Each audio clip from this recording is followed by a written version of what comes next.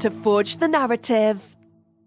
Hey everybody, welcome to Forge the Narrative. My name is Paul, your host. I'm joined right now by Adam Camilleri. Hello everybody. Yo man, you're in America right now. I am in America. And it is you haven't lost your accent yet? No, I haven't. Yeah, I've actually been asking people how noticeable it is. Everyone's like, really noticeable. It's very, very noticeable that I have an accent. For the next segment of the show, we'll be joined by Ricky Addington. He'll be coming in to talk about... We have a bunch of stuff to talk about tonight. We have the Psychic Awakening Ritual of the Damned. Yeah, man, I am so excited for that book. I wish it dropped a little bit earlier so I could have played it at LVO, but oh well. Watching it. Let me tell you why I'm thankful that it didn't drop earlier, that is, because you and I are going to be running some amazing commentary on 40k Stat Center on their Twitch. Yep, we have got a full commentary setup. We'll be running the second commentary stream for the LVO, and that is just super, super exciting. Yeah, I mean, we got a drone. I don't even know if are we going forward with the drone plan, a drone cam? Look, Val and Peter are taking care of all the behind the scenes to get everything set up. You and me are just the pretty faces and voices, like driving the good stuff. But yeah, apparently we're going to have a drone hovering over tables, and like we're just going to be able to switch from table to table using a drone, which I think is an incredible innovation. It's terrifying, really. Absolutely terrifying. Yeah, you'd hate for something to go wrong there. But I trust Val. I trust these guys to know what they're doing. Oh, yeah, exactly. No, we're going to have a great time. We're going to be posting out the links. I don't know if I'll have them by the time I publish this show, but where people can begin to kind of set up where they're going to watch us. And we will be doing pretty much continuous coverage as if games are being played, including a charity game. Yeah, so the charity, now annual charity game between Alex Fennell and Mark Merrill. The gentleman who donated $10,000 to match Alex Fennell's donation, in lieu of Alex Fennell's amazing sportsmanship. It wasn't this year, it was last year in 2018 when everyone knows what goes down. I don't need to bring it up again. But yeah, in lieu of that, every year there's a bit of a charity game between those two. And yeah, we're going to stream it this year, so that's going to be great. So that'll be the first stream we put on, and we'll be probably using that to ease out all the kinks so that when the LVO starts proper, we've got like the best quality presentation, everything's ironed out, everything's perfect as a viewing experience. Because we are trying really hard. Yeah, we're trying really hard to take this. Yeah, well, things of the viewing experience of 40k has come in leaps and bounds so quickly from where it started. Things like Pro Tabletop and all sorts of other incredible content creators and streamers have really pushed the envelope in terms of what we can achieve in 40k content and live content. And so we're trying to live up to that, seeing as it's one of the biggest, most prestigious events in the world. Well, as for two people that can't shut up about 40k, I think we'll do all right. But I think for the public to judge. Peter and Val hit up both of us and saying that they wanted us to do it, and I think they chose right just simply because we can't shut up. Like we could literally, yeah. You could have the deadest, most boring game of 40k, and me and you will spin so much amazing 40k chat into it. At least that's how I feel. Yeah, man, I'm ready to rock. But again, happy you're here, and we're going to be doing it, and whatever, it's going to be good times. Yeah, and I'm happy we're finally recording an episode where we're in relatively the same time zone. This is the first episode we're going to be recording where I'm not at work and trying to do work as we're recording. So hopefully that improves things a little bit for me. No pressure. So let's talk about Thousand Suns. Yeah, so they've just got I'm looking at the community spotlight, I guess, the faction focus. And so they've been broken down in lieu of the doctrines the Space Marines are getting. They're getting all these different cults that they can dedicate themselves to at the start of the game. Is it the start of the game or in list creation? It's in list creation. So before we start, my apologies, we'll talk about the Ritual of the Damned, and then we'll talk about some Sisters of Battle stratagem, and then we'll do a hobby segment. I did a very, very basic intro hobby segment last week. This week, we're going to talk about how to indulge yourself with some products and stuff, and when it's the right time to do that. So that's all coming up in the show today. Fabulous. So these cults, there's 7 of them, yeah, and that's actually a throwback to the 30k how they were. You've been corrupted by Nurgle. There are 9 cults because apologies. That is the number. Sorry, guys. Yep. You're absolutely right, that is. Sorry, everybody. Sorry. But yeah, so that's how their society was structured on Prospero, yeah? Like there was kind of a very scholarly society and culture, and so you dedicate yourself to a system of learning, yeah? Yep, that's exactly right. So in the Horus Heresy novels, they brought up all these, I don't think they were called cults or whatever, but they were disciplines that they would subscribe to, and there was really interesting, flavorful things, and when you needed a certain type of psychic might to be exercised, then you would bring out that I mean, it's cool. I always found it was quite similar to how I think about aspect warriors. You know, you dedicate yourself to an aspect shrine. You know, the Divenger striking scorpions. There's all these different aspects of Eldar warfare and Eldar life. Whereas for Thousand Suns, it was like a educational. It was the learning. It was growth. And I actually thought it was really clever writing by the writers of the Horus Heresy and the people who decide what the background of different things are going to be in different planets and the stories there. I thought it was quite clever of them. Yeah, it was really neat. It was, and plus some of the things they did, just the psychic powers they exhibited in the books. If you haven't read it, like, no spoilers, but there's some really interesting things that all lead up to, well, we know what happens at the end, but. So let me read over what the Cults of the Legion does. If your army is battle-forged and includes any Thousand Suns detachments, you can select which cult of the Legion each of those detachments belong to from the 9 cults listed on page 79 to 83. If you do, all Thousand Suns units in that detachment, and this is important, excluding Chaos Cultist, Zangor units, and named characters such as Ahriman, gain the relevant cult faction keyword. Interesting. So the fact that, well, it was pretty, I would have bet that there was no way that cultists were going to get it. Everything we've seen from GW in the last little while has been taking away all the Legion bonuses from cultists. Like, they don't get the Alpha Legion bonuses anymore. They don't get all those chapter-specific stuff, so to speak. But yeah, I suppose that's in keeping that they wouldn't get it either. Zangor's not getting it, I suppose, makes sense as well, seeing as essentially they're demons, aren't they? Yeah, they are. Yeah. Well, they're some kind of warp entities. I wouldn't call them. Do they have the demon keyword? I don't think that they do. They might.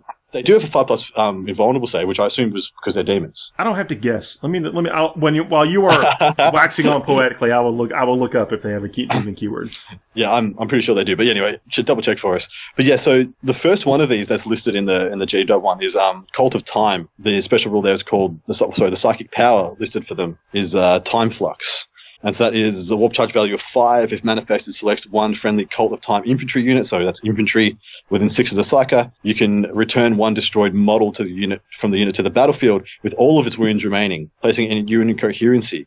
If the unmodified result of the psychic test is 9+, so number is inch, you can return up to D3 models to that unit with all their runes remaining, placing them in coherency. Now, so there's a few interesting things here. I like that they've made the distinction that it's wounds there with all their wounds remaining rather than having coming back with one wound left. So there are some janky things that I've always thought could happen with loopholes. If like you already had a wounded model and then you bring back another wounded model, so you can have two models with one wound, then how do your wounds get allocated? What happens there? It can get a bit messy. So I like that they've made the distinction that comes back with 4 wounds. Now that's, I think the best application for this is naturally going to be on Terminator, seeing as they have multi-wounds, so you're going to get more bang for your buck. And being cast on a 5, it's not that, it's relatively easy to get off. It's very easy to get off, to be honest.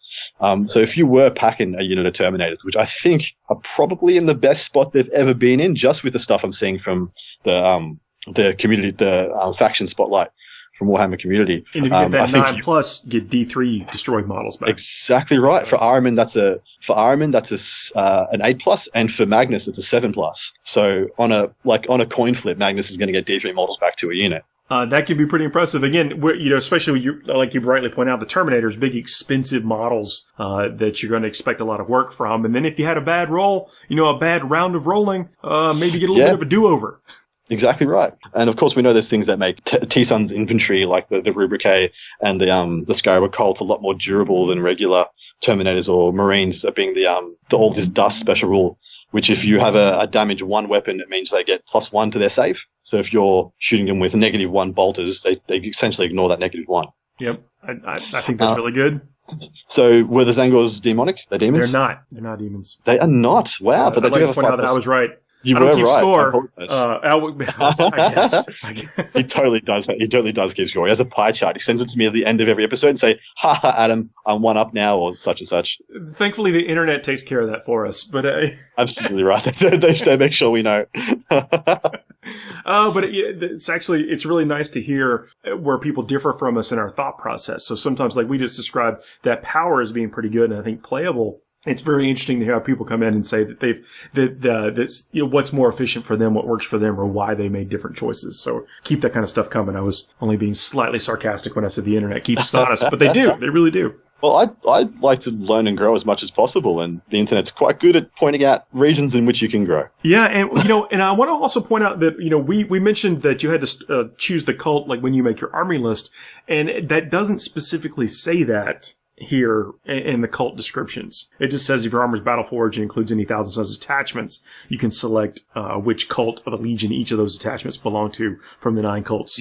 I mean, so that means I would assume that's beginning of the game, though. Yeah, I would assume that was in list Or when you make creation. your list. But Yeah. if it doesn't specifically say that, then it's actually not. Because they have made the distinction recently that things have to be written down on your list. Like the Space Marines Codex, it literally lists that you have to write down on your list all your pre-game stratagems you're using. Like if you are going to use Chapter Master, you have to I think that's one you have to have on your list. I know if you're buying an extra Warlord trait, you have to have that listed on your list. Yeah, there are some specific things that call it out. So, again, hard to judge intent here, but it seems like maybe the intent is to do it at list creation, but it could be also when you roll up to the table. All right. So the next one they've got here is Cult of Duplicity, which they've only got the Warlord trait listed here, and that's Duplicity, whatever, Tactician.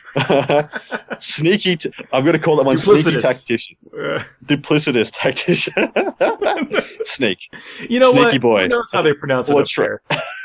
They pronounce it Warlord trait, Sneaky Boy, BOI. At the start of the first battle round, before the first turn begins, select up to D3 Cult of Duplicity units from your army, remove those units and this Warlord from the battlefield and set them up again following the normal deployment rules for those units and the mission being played. If you redeploy a transport model, all units embarked inside the model remain so when they set up again. So that is Phantasm.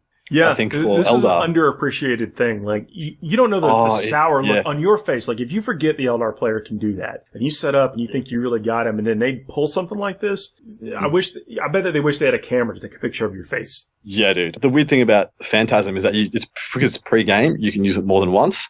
I think I was chatting to a gentleman who said he played a very high stakes top level game, but he was playing a mirror match versus Eldar, and they said they spent all their CP pre-game because they just kept phantasming to get into the better positions against their opponents. And they started the game with like 1 and 2 CP each, starting at 10. This is at the start of the battle, but before the first turn begins, so you only get to do this once.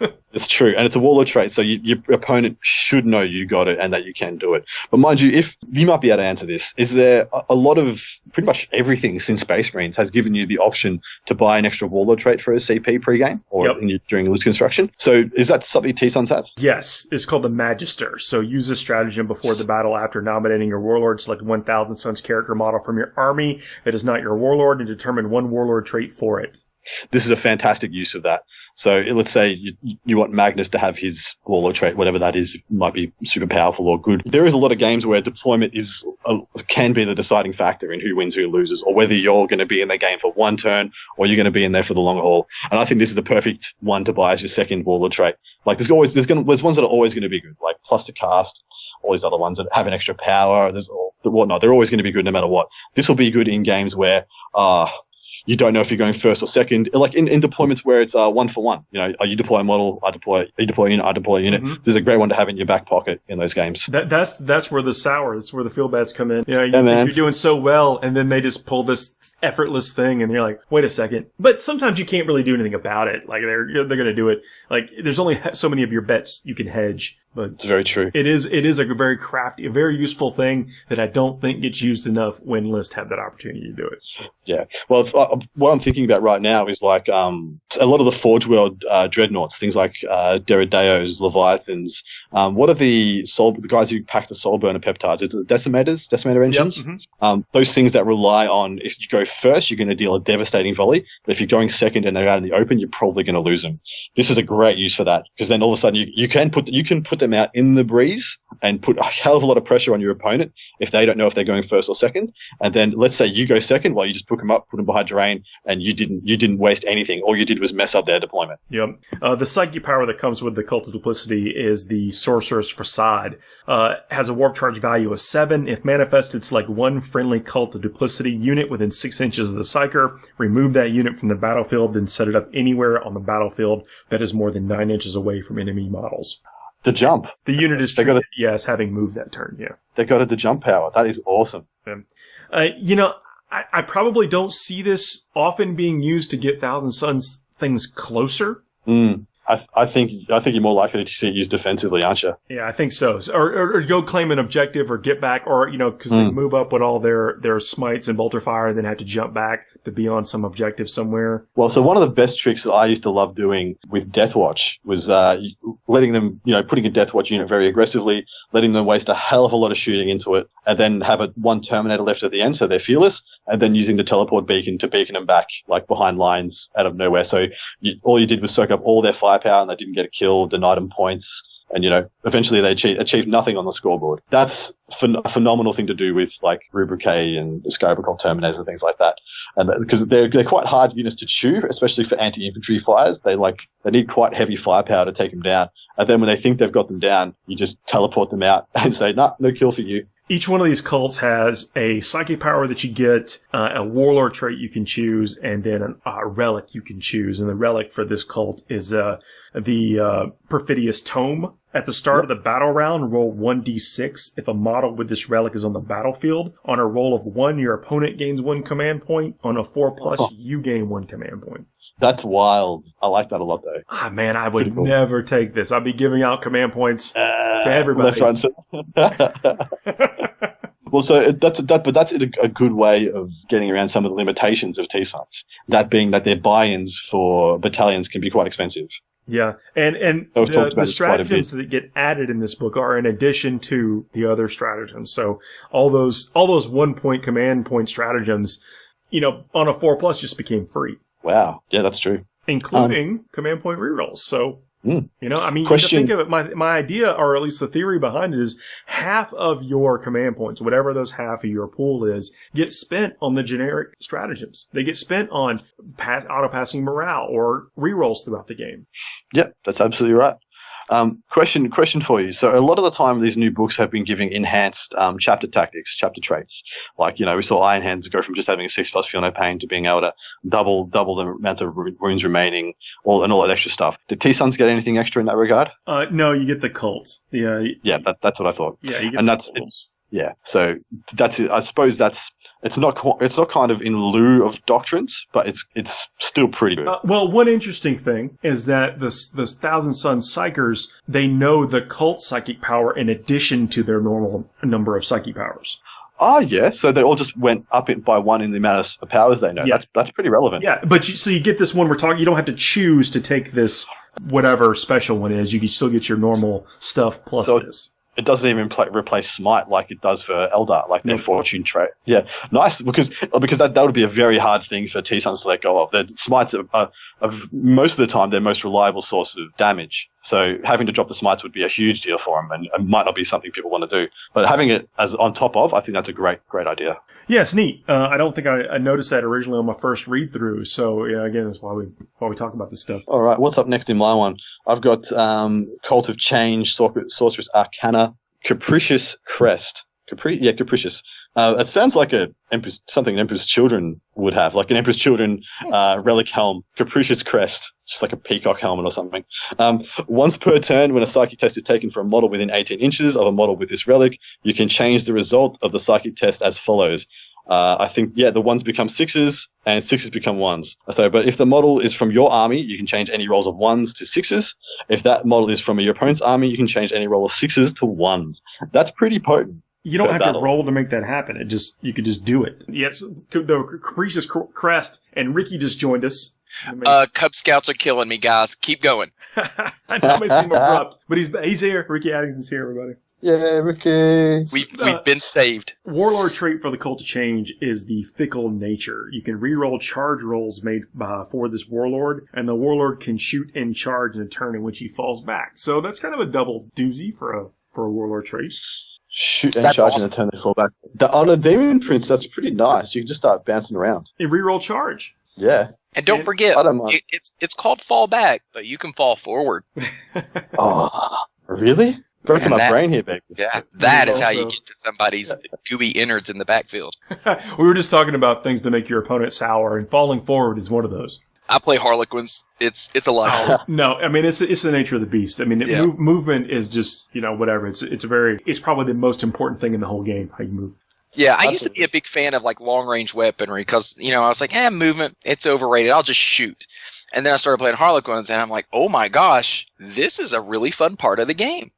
The psychic power for this is Disturb Reality, has a warp charge value of 6. If manifested, select one enemy unit within 12 inches of the Psyker. Until the start of your next psychic phase, subtract 1 from that unit's leadership and attacks to a minimum of 1. That's not too bad. That's a good way of counteracting things like Shock Assault. Yep. So, when you especially on a unit you don't expect to kill in one turn, one round of combat. Things you want to wrap. The percentage, the percentage of effectiveness you take off a unit, of course, depending upon the number of attacks that they have. But I mean, if something had 2 attacks, you've knocked them down by 50%. Exactly right, man. And that's a great point. Things you want to wrap up because you don't have a lot of models. Because you're playing Thousand Suns. I mean, I guess Zangors, you could fill the hole with some Zangors and stuff, but the Zangors aren't going to get the benefit from all these new tricks and toys and stuff that you have. And most importantly, I was just going to say most importantly, Zangors don't look nearly as cool as Scarab Occult Terminators. So there's that. There's not many things that look as cool as Scarab Occult Terminators. Very few. Yeah.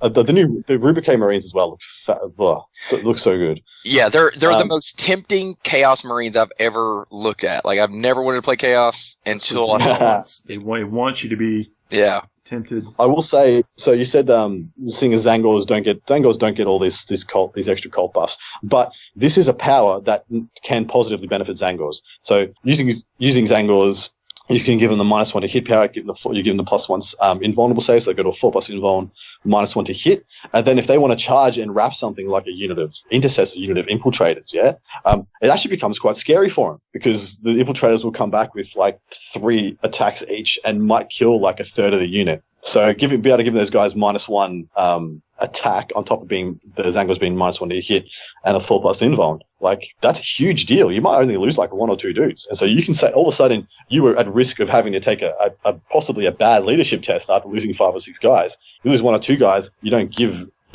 care at all, and you've safely wrapped it. I think it's actually pretty good. It's another layer of buffs you can use defensively. The Cult of Change is real. I think going to be real popular with Demon Princes, like you were just talking about, because this power only has a 12-inch range, so you want to be something that you want to put up there close anyway. Yeah. Being able to reroll the charge and then fall back and act normal is really good. And then that Capricious Crest. I love that name. Yeah. Alliteration. You got to be up there within 18. You have to be 18 inches away for that to work. So you want to be up there really close, and so you want something that's durable and can handle it when he's up there. Well, if you think about it, the way the practical application of this thing is like you have +1s and +2s. So it's on a psychic test to take them with the model within 18. So if you've got Magnus who's got +2 to cast, and you use this on him, and he's only going to be within 18 inches, so he can be quite a fair ways away from this guy, up in smite range, with this guy just sitting back, holding the backfield, maybe giving some buff to some shooter units. And when Magnus, the chances of Magnus now rolling a super smite, a 2d6 smite, is actually really high, because then all he needs to do is roll, like if he could roll a 1 and a 2 and get a super smite, because the 1 becomes a 6, which becomes an 8, which with the +2 becomes a 10, bang, super smite. I think it's actually pretty cool. Yeah, he's saying some of the stuff builds, because Magnus doesn't get the cult rules, or the things we're talking about, but everybody else can. Yeah, well, this one's, that's exactly right. The guy standing in the back lines can do it on Magnus, because it just says once per turn when a psychic test is taken for a model. So I don't know that we'll get to all 9 of the cults and still get to the other stuff that we've got to do. I mean, Wait a sec. Sorry, wait a sec. I was right. Once per turn, when a psychic test is taken for a model within 18 of a model with this relic. So you can do it on Magnus. 100% you can do it on Magnus. Yeah. Sorry, guys. I unwronged myself. I was right.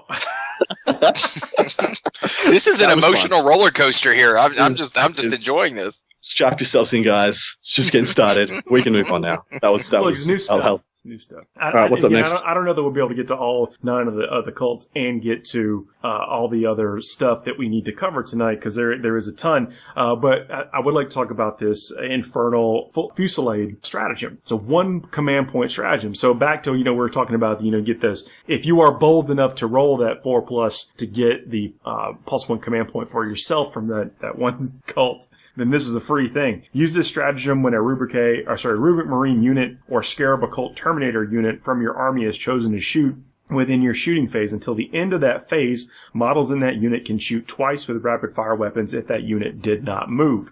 Now, we didn't mention this a few minutes ago, but they do get the malicious volleys, which is essentially the bolter discipline for spiky dudes. Yeah, so that's for so Terminators and Bikers get that, and I think Dreadnoughts or Hellbrutes get that all the time. Yes. So even when they and move, bikers. they still double So shoot. it's Terminator, Biker, and Hellbrutes get it all the time. And then everybody else is if they don't move. Yep. But yeah, like that Scarab Occult, again, we're coming back to them with those -2 AP bolters, and we all know they can do Veterans of the Long War and all that stuff. Man, like at 24, double shooting those at 24 inches with Veterans, essentially they just get a free. Sorry, how many CP is this? One. So that is a half-priced Empress Slanesh strat. What's the double shooting Slanesh strat from the Chaos Space Marine book? of lead or something. It's half price. Yeah, endless. That one's 2 CP. This one's 1 CP. Yeah. Can't use it on Blitz. That's Yeah, unfortunately. There is the caveat as well that you have to remain stationary. Wait a sec, who can it affect? Can it affect any T-Sums unit? No, it's Rubric Marines or Scarab Occult Terminators. Yeah, that's fair. So, yeah, that's fine. Nice. I like it. Yeah, I mean, again, for 1 CP, I mean, that's a lot of quality fire if you're getting because it's not just once you're in that range, once you're in the Combi Bolter range or whatever, you're also a Smite range, so you're putting out all kind of damage at that point. Yeah, exactly right. Like that's 80 from a unit of 10 Scarab Occult. That's 80 strength 4 -2 shots with +1 to wound. That's going to do a lot of hurt on everything. There's an Indomitable Foes stratagem. 1 CP uses stratagem when a Rubric Marines unit or a Scarab Occult Terminator unit from your army is chosen as a target of an attack. Until the end of that phase, improve the unit's invulnerable save by 1 to a maximum of 3+. What was that? +1 invulnerable save to a maximum of 3+. Nice. So that's a psychic power? Is it? Yes. No, it's a stratagem. 1 CP. Nice. So who can use that on? Is that on any infantry or? Yeah, Rubric Marines and Occult Terminators.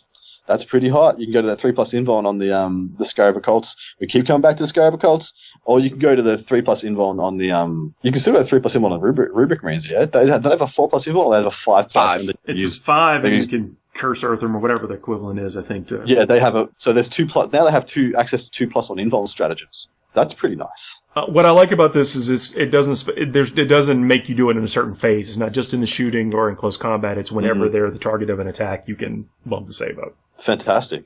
Yeah, so it's not locked. It's not phase locked. Yep.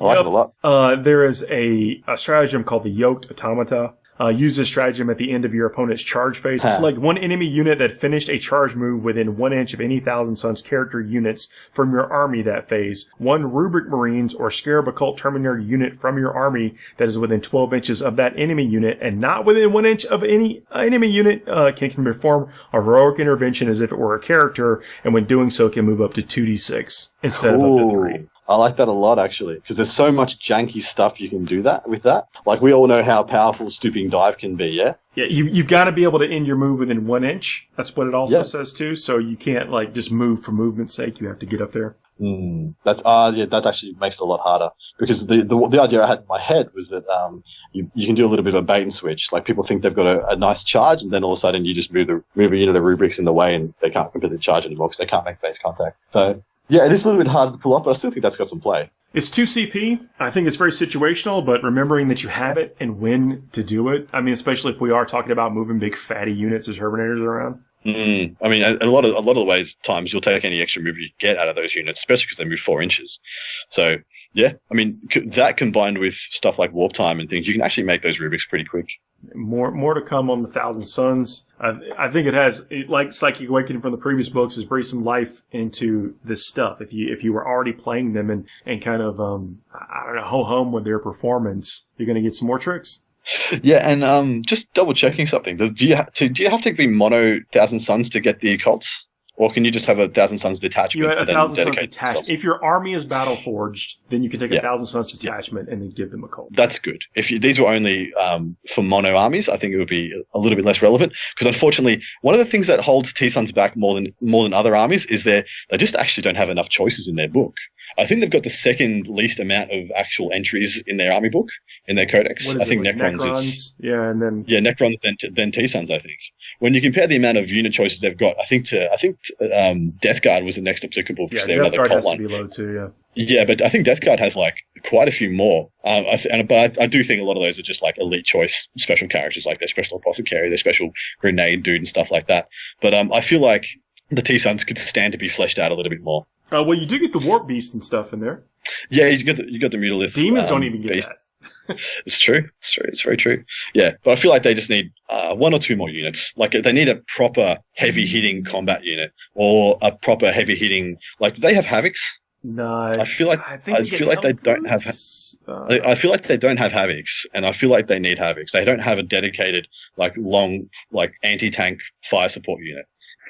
They do not get Havocs. And do they get Obliterators? They don't get Obliterators. No. Yeah, that's what I mean. Like, that makes it very hard. That makes it very difficult. They have anti-infantry in spades for days, but they need the mortal wound output in their psychic phase to have anti-tank. Now, killing a tank in the psychic phase is not a stupidly hard ask, but it still takes you can't afford to both buff and just smite with everything. So you kind of got to pick the middle ground between either. And sometimes you just don't have enough. Well, so they do get the Thousand Sons do get things like Predators and, Defilers. I'm not saying that those are necessarily the most optimal choices, but if you can take... They don't have nothing. Yeah, and they get Helldrakes. Look, Helldrakes I actually quite like Helldrakes at the moment. I think they're pretty good. Yeah, I guess where I'm going is that if you find yourself not being able to take out a tank, a 4-las cannon Predator really isn't a ton of points. That's true. That's very true. They don't have kill shot, do they? I'm not crazy. Yeah, they don't get kill shot. They do have a line break and bombardment. Did they ever get kill shot? No, because it's in chaos. No, it's in chaos. Is it? I don't know that I would invest in 3 Predators in the Thousand Sons army. I don't think you can afford it. They do get kill shot. Kill shot is still very much alive. I knew it was for chaos. I couldn't remember if it was in all the others, but yeah. Because I was just thinking. I had a little chat with some friends about how much better kill shot gets due to doctrines for things like Blood Angels still have kill shot in their main codex, and now they have doctrines. So Dev Doctrines turn 1 with kill shot went up by a bit of power. But I don't want to derail this. I know, Paul, you'll be like monkey grip onto that Dark Angels tangent and be like, oh, it's a Blood Angels tangent. You'll be like, oh, here we go, 10 minutes. We'll see out of this. I'm glad you brought out Dark Angels. I'll let you two vote. Where do we go next? Do we go to Grey Knights or do we go to Dark Angels? I'm a huge Dark Angels fanboy, but I'm going to be honest. I think Grey Knights deserve a little bit of a moment before. They need it more. But I say Grey Knights, but I do want to ask one thing before we hop off a Thousand Sons. Is it correct that Rubric Marines, you can put a 20-man Rubric Marine squad on the table? Yeah. That's right, man. Did we discuss that before I got on here? And the fact that makes those stratagems bonkers because you're not just affecting a 10-man squad, you're affecting 20 men? So a 20-man squad shooting twice instead of a 10-man squad shooting twice. It's a thing, man. Like, I've always been a big advocate of the 20-man. I just think that if you can deep strike a 20-man into terrain in the middle of the board, it's actually really difficult. Well, you do get to jump, and you can deep strike them. You can. That's right, man. They would be so hard. Could you imagine putting a 20-man Rubric Marine blob on the table in cover? They're if it's AP -1, they're already at what a 2-up, or if it's less than, they're at a 2-up save there automatically. And then let's say somebody just says, "Oh wait, well I'm gonna hit you with high AP so I can overcome that," and then you pop the other stratagem to increase your invul save. Yeah, to cover down on that. Dude, they can be +1 armor from cover, +1 from all his dust, +1 invuln save from a psychic power, plus another invuln save from a stratagem, and -1 to hit from a psychic power. That's insane. You can lay a lot of buffs on those guys and make them very relevant. And their firepower is when you factor in Veterans of the Long War, their firepower is actually legit against everything. Yeah, it's scary. One of my pet peeves is that they can't take 1 special weapon per 5 guys. It's only 1 special weapon per 10 guys because they're essentially assault cannon equivalent. I think it's strength 4 shot, strength 5, AP 3. It's heavy 4, strength 5, AP 3. Yeah, but here's my question: do you use it when you have that stratagem available? Because it only works for rapid fire weapons, right? Exactly right. So do you pay 10 extra points for a gun, knowing that when you pop this stratagem, you're basically getting 4 strength 4 AP -2 shots? Yeah, for 10. I honestly don't think you do. I think you just take 20 guys, keep them as cheap as you can, and just slam those bodies on as many objectives as you can string them across. Yeah. I like it a lot. You've also still got things like the gem. What's the gem called? The teleport gem. Asking all the hard questions. Dark matter crystal. You still got that. So now you've got deep strike, dark matter crystal, a relocation warlord trait. You've got a jump psychic power. There's a lot of jank there. There's a lot of jank in that jank wheelbarrow. And Magnus every now and then throwing out Mega Smites. And Magnus, yeah. Like also, like the depth to Thousand Suns, like the bucket is no longer like half full. Half empty. Now it's half full officially. Yeah. Well, I mean, the points are still only going to stretch so far. I think you're going to need to do things like take Zangors to give you a board presence. I mean, though they're not super expensive. What are they still? 6 points a piece or something like that? I mean, they went up with Plague Bearers. They're now 8 points a piece. Oh, they're 8 points a piece. All right. Well, so they're still cheaper than a Rubric Marine, so you're going to need some presence on the table. But there's still some hope. There's things you can do, and you're going to get a lot more, I guess, effect out of your Marines you actually do put on the table. That's very true. All right. And rhinos don't suck. Rhinos, people got to waste shots on them. Yeah. Well, and that's the thing when people, everybody stopped playing vehicles, for a while. So some people aren't thinking vehicles, and then you just plop a few rhinos on the table, and then all of a sudden people are wishing they had their melta guns back. Well, real talk. I mean, like Marines eat up vehicles, and you're going to see Marines. I mean, the popular Marines anyway. So Iron Hands and Imperial Fist. Chew up vehicles. So, buyer beware on that kind of stuff. But, you're gonna want to protect your Marine bodies. Or I guess to Adam, to your point, maybe you don't have to. Maybe you just get to be out of range and then suddenly in range. Yeah. Yeah, maybe that's the case. That's the other way of doing it, man. Yeah. And also, there's a lot of ways of getting around angles with so many jumps and relocations and dark matter crystals and stuff. There's a lot of ways to get around to being able to draw line of sight of artillery pieces and getting charges off and stuff. I don't know if the charges is the thing, because I don't know if they have any way to get cost to charge past the Zangor's Brayhorn and stuff. So the best they're ever going to get, I think, is an 8-inch charge from reserve. All right, so Grey Knights now have 4 options to dedicate themselves to at the start of the game. So you get different tides you can dedicate yourself to. The first one is Tide of Fury. Whilst this tide is dominant in resolving an attack made by a nemesis weapon by an infantry model with this ability, you can re-roll the wind roll of 1. So all those... Well, that's every single infantry model you've got is going to have a nemesis weapon. It's a warding stave, a sword, a falchion. The Blade of Antwer has been classified as a nemesis weapon. I don't know if it was before. Is that Castellan Crow's weapon? That's Crow's weapon that does nothing. It's such a waste. I really don't like that. I get the story that he can't use it or whatever. Oh, but it should at least be AP4 or whatever. I mean, I don't know. Yeah. Have I gone down the rabbit hole of how that was like one of the things that GSC players were scared of the most? Were like the 70-point or 80-point Castellan Crow just being in a random Imperium army, because they're like, all of a sudden, like, that guy will literally go in and eat an entire unit of acolytes, like 30 acolytes. He just goes in dead. But how does he do that? Because now that he's got shock assault, I think he goes in with 6 attacks. And then he hits on 2s re-rolling, and then wounds on 3s re-rolling. And for every successful wound he does, he gets another attack. Oh, because the Blade Master thing. I thought you were talking about something about his sword. I'm like, the sword does nothing. Yeah, the sword does nothing. Yeah, but the sword on him, the sword should be like Rend 1 or Rend 2, Rend 5. It should be something. Yeah. The fact that it's just a Strength 4 as well. But yeah, so now that'll get re-roll 1s, but he already gets re-roll everything. It's re-roll to hit and to wound. So I'm not sure that it matters that it was classified there anyway. Mm-hmm. Clarified. So the tides, you get to pick a tide. It's whatever you want, and then you change the tide with a psychic power. Nice. So it's malleable in game. You pick one at the start, and then you change throughout the game. That's really cool. Yeah. So it's a warp shaping as a psychic power. Let me say what that does real quick. Warp manifests on a 5. If manifested, select the tide of the warp that is not dominant. The current dominant tide of the warp is changed to the selected tide of the warp. Awesome. So what did you think of the reroll 1s to wound? Yeah. What's not to like? Yeah, well, it's an army-wide lieutenant. That's one of the only bonuses that they don't have available to them. There's no option you can take that will give them any kind of a reroll to wound. Well, you say that, but the chaplains now get the litanies. That's right. Yeah, that's another one to touch on, because that is actually a massive deal. That is a huge deal for Grey Knights. Yeah, it'll be the first time It'll be the first time we've ever seen a chaplain in a Grey Knight army. I mean, every single one's going to have one, and everybody's going to be looking for that special edition one. The one that came out for like a 25th anniversary or whatever. That thing looks sick. Oh, it's awesome, isn't it? With the skulls going, the skulls down on the sides and stuff. Yeah. Yeah, I've got one of those. He's fantastic. That model is awesome.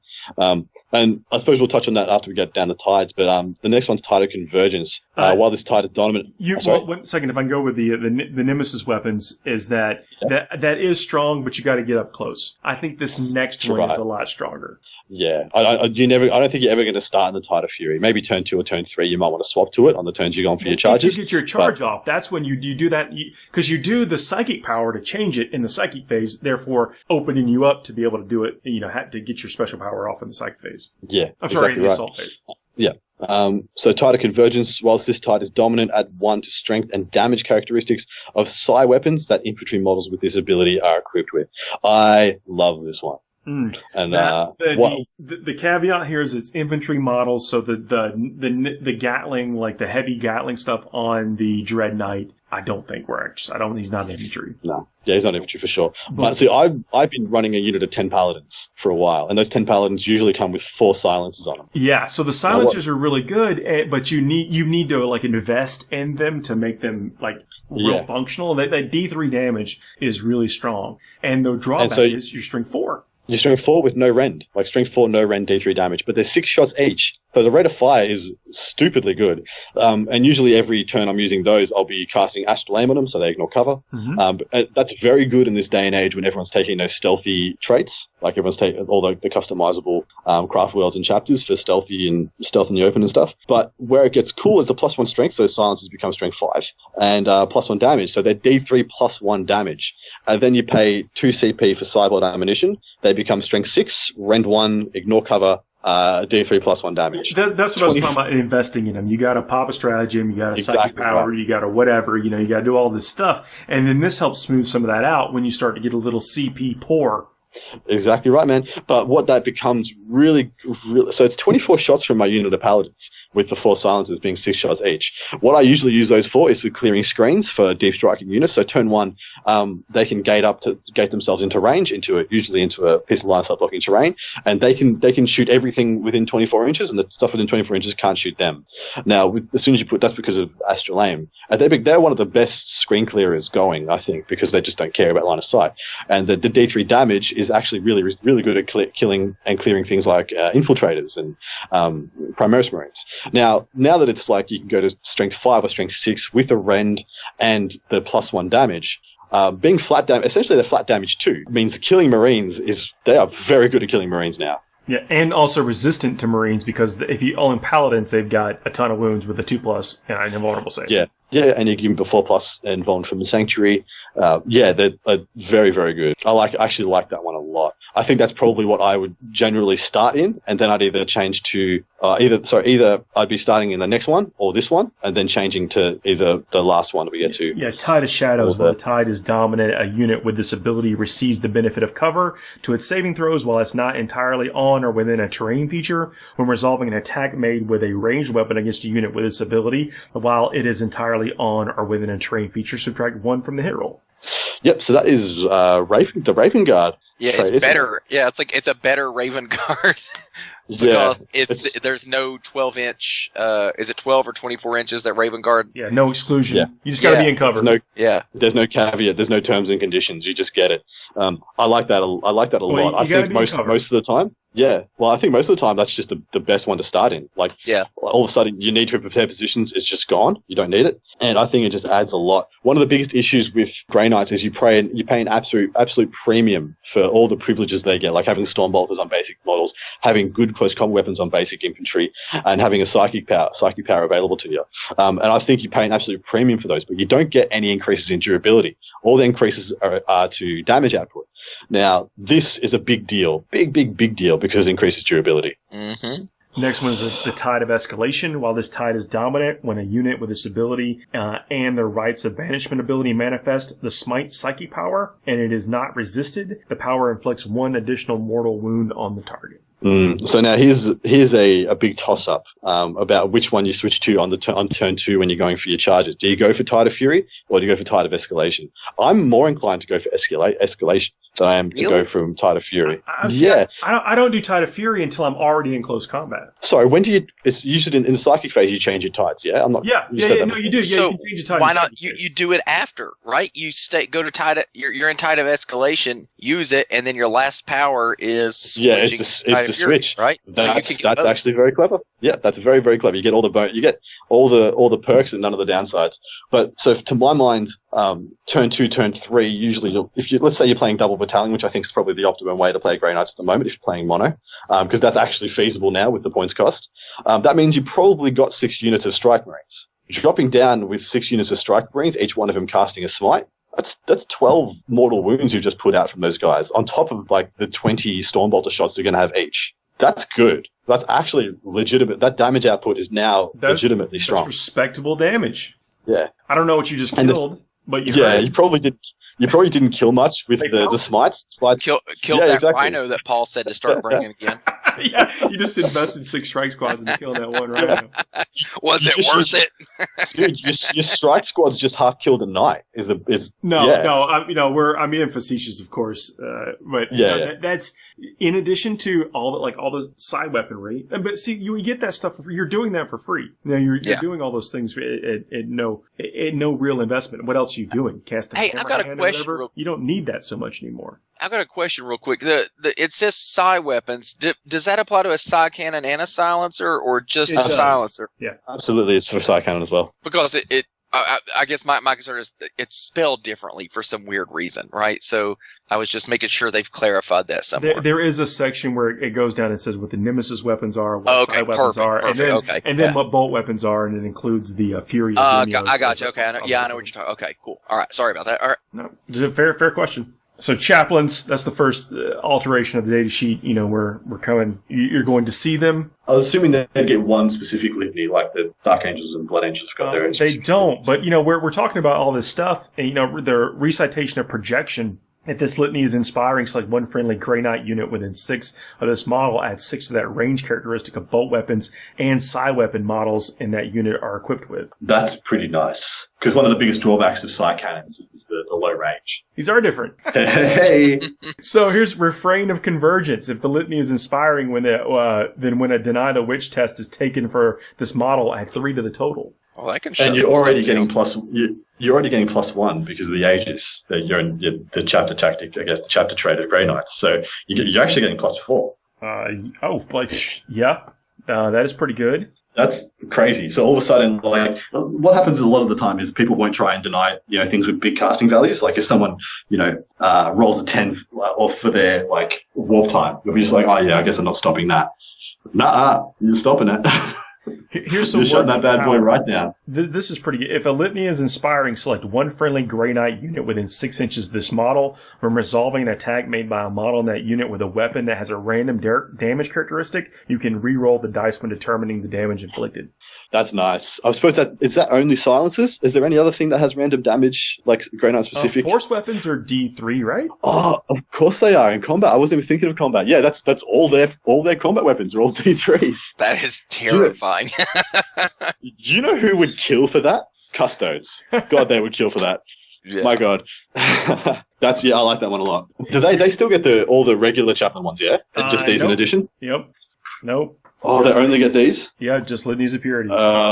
Please tell me they get the plus to charge one. No, I don't think so. Oh no, that's gonna make some boys very sad. Yeah. So okay. Well, let me just go through them since they are. So the Litany of Faith, Litanies inspiring model friendly Grey Knight unit. 6 inches would lose a wound. You don't lose it on a 5+. Words of Power, we just talked about. Atonement for Guidance. If this litany is inspiring, select one friendly Grey Knight unit within 6 inches of this model when resolving an attack made with a ranged weapon by a model in that unit. Ignore hit roll modifiers and ballistic skill modifiers. That's really nice. Yeah, you want to take a plane down with bolters? Go for it. Yeah, man. Well, Eldar's back to... I've got a lot of... Well, sorry. Actually, what am I talking about? Not Eldar. Possessed bombs are trying to stack up to -3 to hit. Like, yeah, that makes silencers so good against them. Wow, interesting.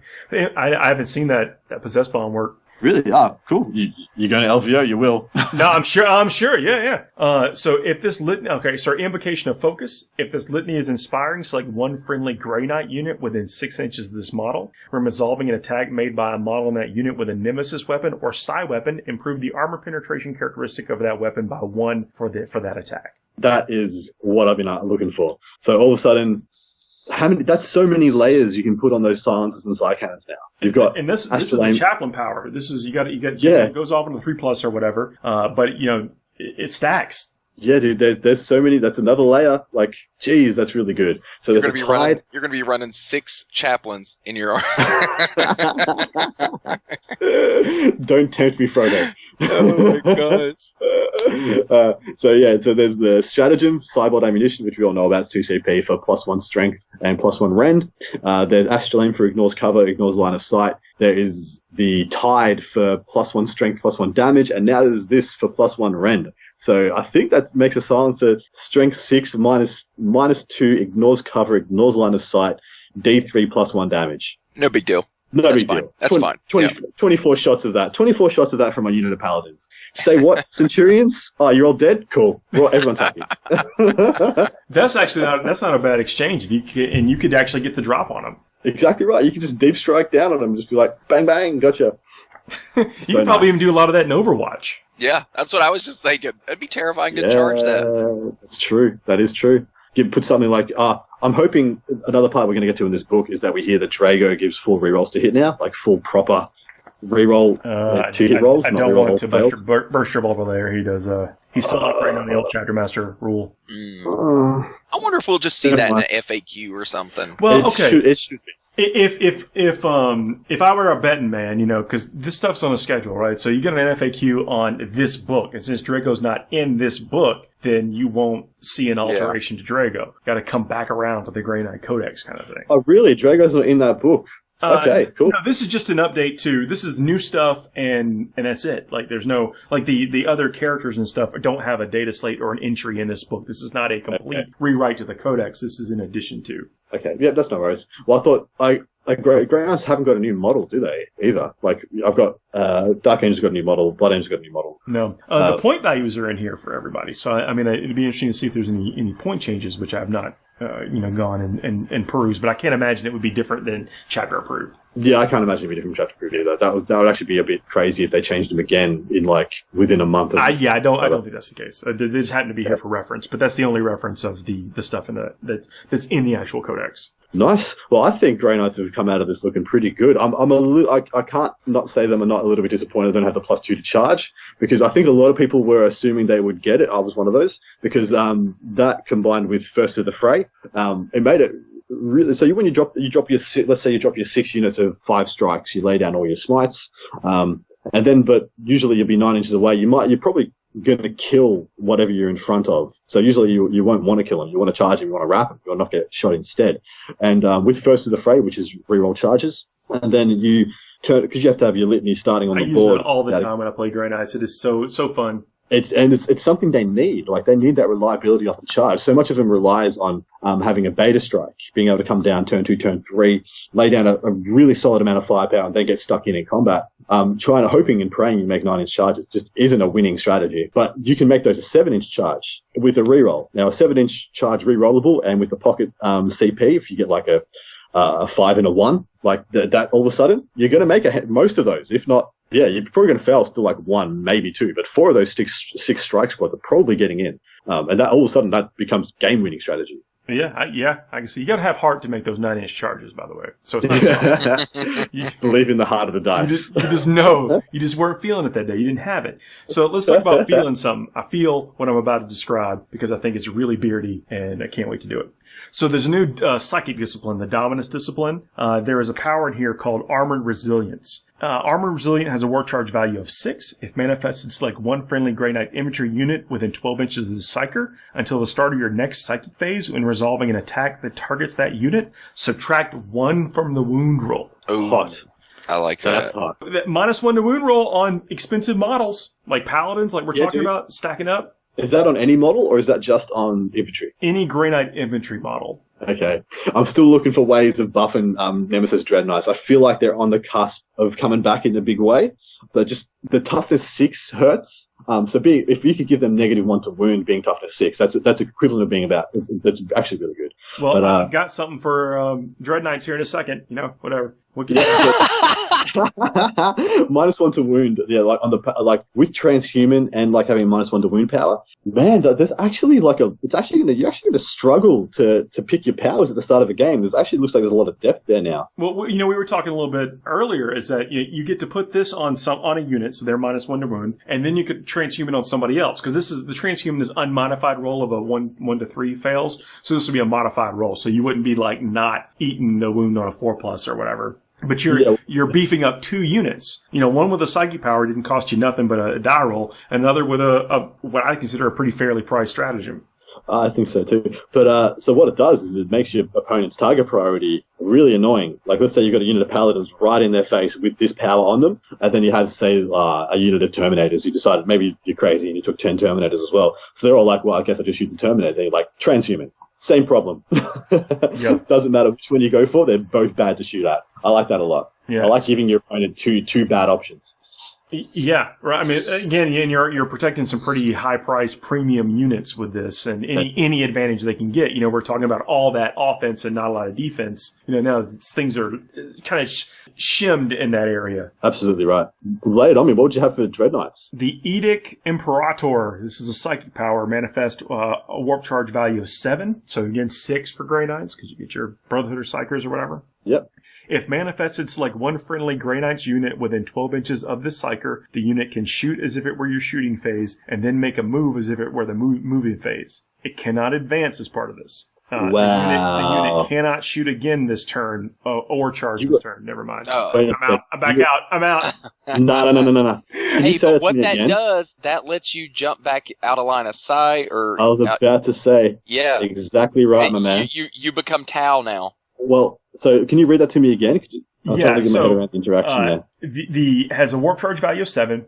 If manifested, select one friendly Grey Knights unit within 12. So no caveat on infantry, vehicle, or whatever. The unit can shoot as if it were your shooting phase, and then make a move as if it were your movement phase. It cannot advance as part of this move. The unit cannot shoot again this turn or charge this turn. But it can gate.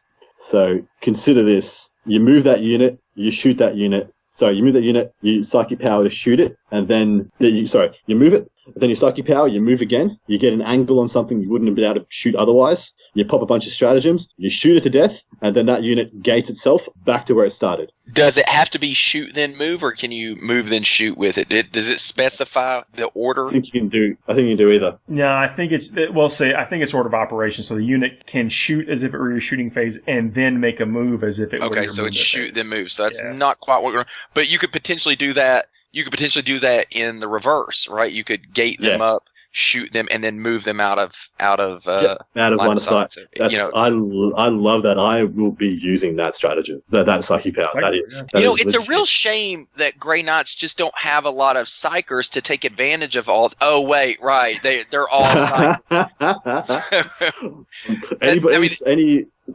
I was just going to say that's been the biggest complaint that poor Grey Knights players have is like, okay, which power do I take on this guy that I'm only going to cast Smite with, right? And now, you're going to have, 12 psychic powers? And is that on each individual unit? That's not like the whole detachment has to pick from this, right? So no, all Grey Knight character models in Grey Knights detachments know psychic powers from Dominus Discipline. So... Wait, so only characters get to pick from that? Okay, all right. So the troops still got to go from the other, and the characters go from this. Okay. Still, though, that's still going to be good. Busted old Santic. So any Grey Knight player who doesn't own Voldus, go buy Voldus. You're going to need the psychic powers. Why would you not have Voldus anyway? I know. Voldus is the best. He's the best thing that they've got. Voldus is so freaking good. Casting 3 powers, denying 3 powers. He's a beatstick. He's survivable. Yep. I love Voldus. Yep. In fact, I take him over Drago. Just because of the 3 powers. He's pretty stout. So I did find something for the Dread Knights, and this is Overwhelming Assault. It's a stratagem. 1 CP uses stratagem in the fight phase. Select one Nemesis Dread Knight unit from your army. Until the end of that phase, add 1 to the attacks characteristic of that unit. And when resolving an attack made by a model in that unit, you can reroll a wound roll of a 1, and you can reroll a damage roll of 1. Ooh, nice. That's very similar to what one of the Obliterator powers, isn't it? Yeah, sounds. Where they reroll their variable things or whatever. I don't know if it's I don't know if it's an Obliterator power, but I just keep seeing it on Obliterators where they get to reroll their ones. Right. Yeah. Okay. I don't think it's specific Obliterator. But... No, it's not. I don't think it is, but I always just see it. People who play it against me, they always use it. But yeah, no, that's really good. That's really good. I love it. Yeah. Masters of Combat going to the Paladins. Paladins are a staple, and especially if you've been playing Grey Knights for a long time. Masters of Combat, it's a 2-point stratagem. Use it in the fight phase. A Grey Knight Paladin unit from your army that has not been chosen to fight with this phase is chosen as a target of an attack until the end of that phase when a model in that unit is destroyed. Then before the model is removed from play, it can fight as if it had been chosen to fight. Nice. Oh, that's cool. That's actually pretty nice. I like it because really cool. it's for the whole squad. So you're about to lose 10 of them. They're about to get wiped out because they received a charge from, I don't know, 4 Bloodthirsters or something. I don't know. Yeah. 3 Bloodthirsters and then a Summon Bloodthirster. I'm not cheating. Scarbrand, yeah. I like that a lot. I like that a lot because that is one of the bad things about the game at the moment is things are so killy. Like Assault Centurions, of course, are the first thing that springs to mind. They're the big bad boy at the moment.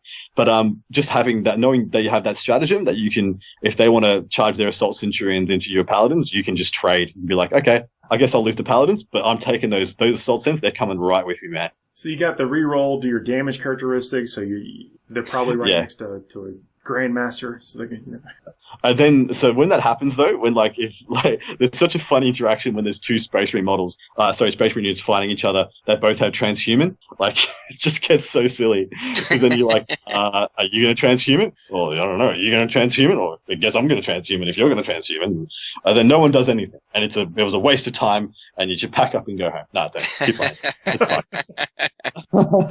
No, it's really cool. I actually like that they've got some Paladin specific ones. That was the thing that they didn't have. A lot of other armies got like unit specific stratagems. Like I remember when the Space Marine Codex came out, and they had like the Stern Guard stratagem. They had the Vindicator stratagem. They had like we said, kill shots. They had the Predator stratagem. They had all these specific stratagems, specific units that made those units a lot more. Like you wanted to play them more because they had this cool little piece of fluff and fun. Yeah, if you got it off. Yeah. Yeah, and now Paladins got them. That's cool. Have they got any for interceptors? Is there anything to make interceptors?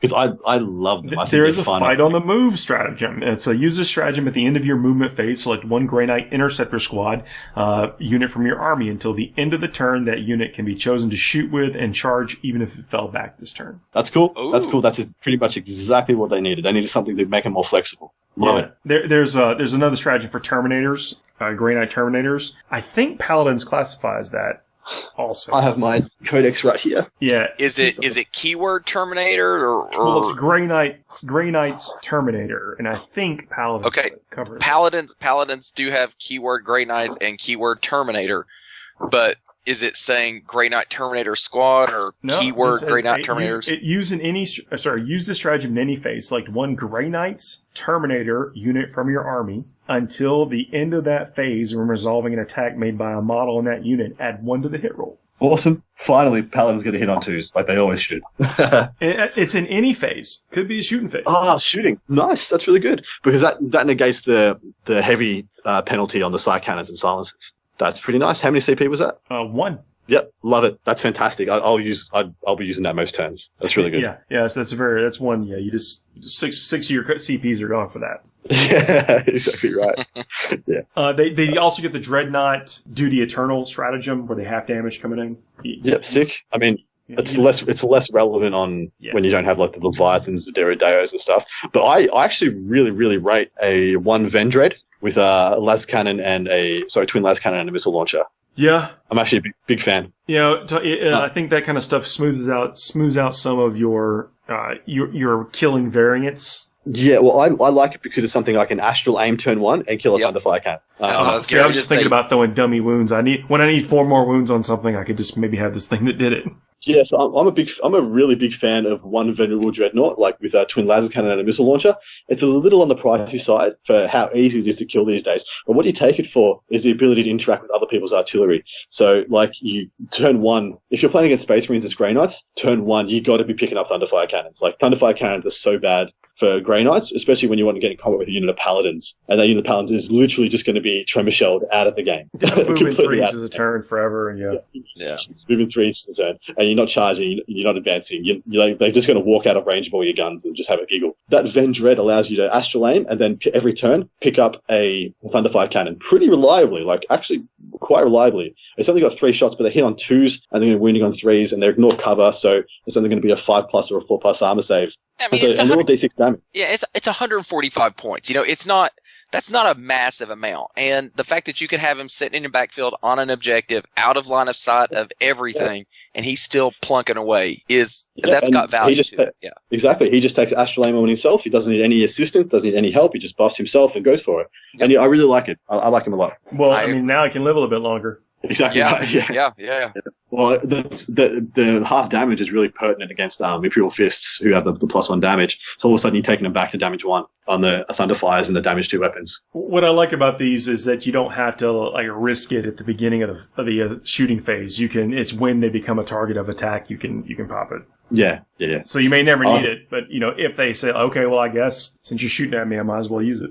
Yeah, it's hanging over their head like, will I, won't I? Yeah. It's good. I mean, so why I think this stuff is like the transhumans and this and some of the other stuff, it's so powerful because, I mean, like in Magic, I'm going to use a Magic thing or whatever. There's a phrase. It's like, I'm essentially, I've time walked my opponent. Like I've blanked your entire turn and then now I get to have 2 profitable turns. Yeah. Where you deny them from doing any meaningful actions. Yeah. Yeah, that's sick. And that's a great tool to use in 40k as well. Yeah, that's one of the main ways I like to play my first turns. Yeah, just making it to where there's complete. I mean, if you can arrange it, or a little bit of luck goes your way, where they're completely ineffectual, then you have given yourself such a huge advantage, and these stratagems enable that. Yeah, spot on, man. All right, what else you got for us? There's a couple of pages of relic. I'm sorry, there's a couple pages of stratagems. There's 1 page of relic. I'm not too excited about these new relics.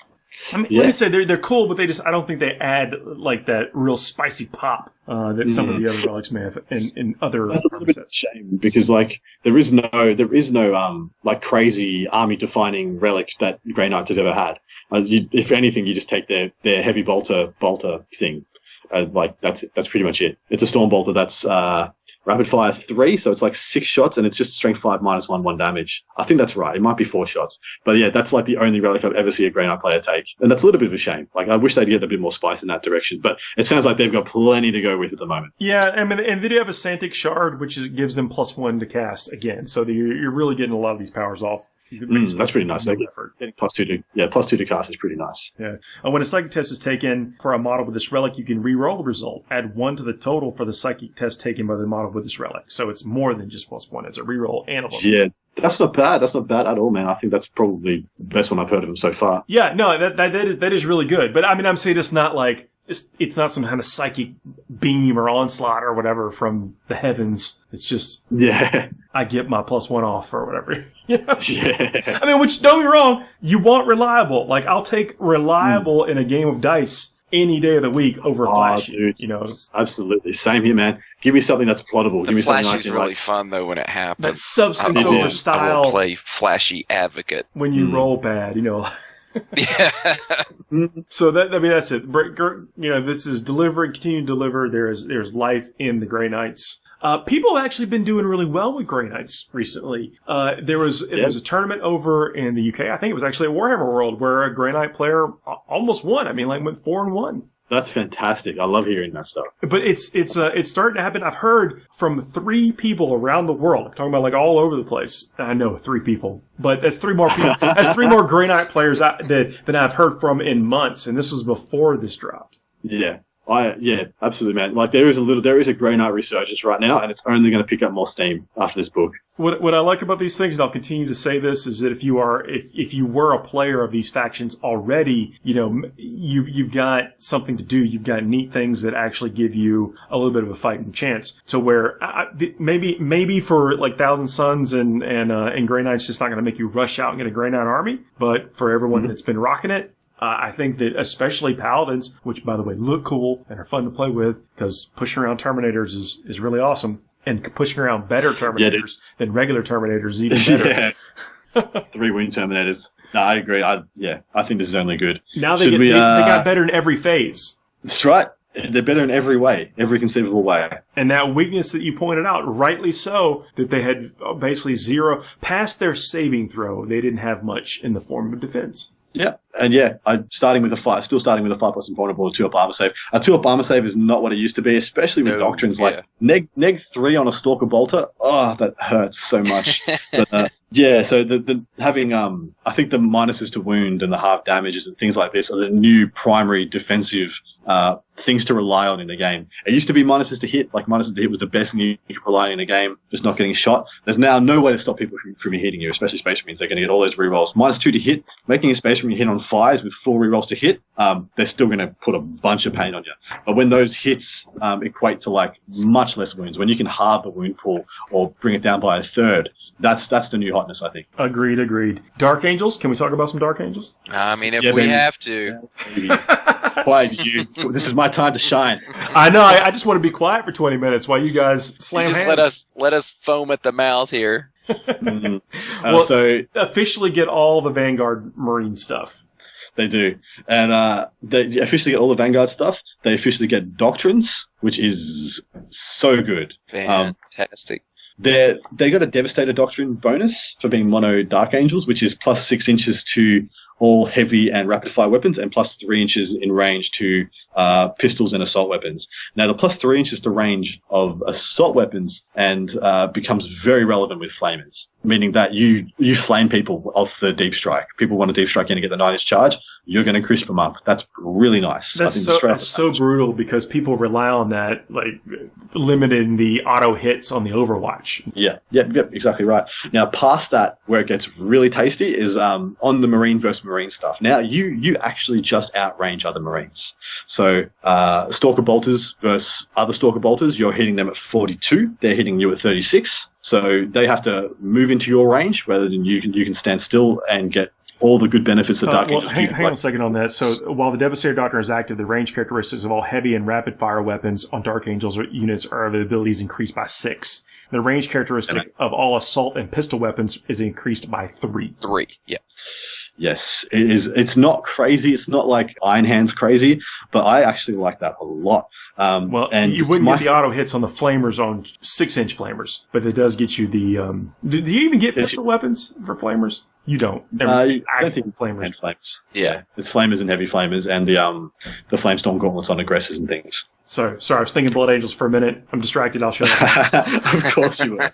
No one. He hears angels and just automatically assumes that it's Blood Angels. When a hand flamer is 1 point and you got 15 Death Company guys, you start thinking about hand flamers. Yeah, why do you not take it? You start thinking about it. All right, go ahead. Sorry.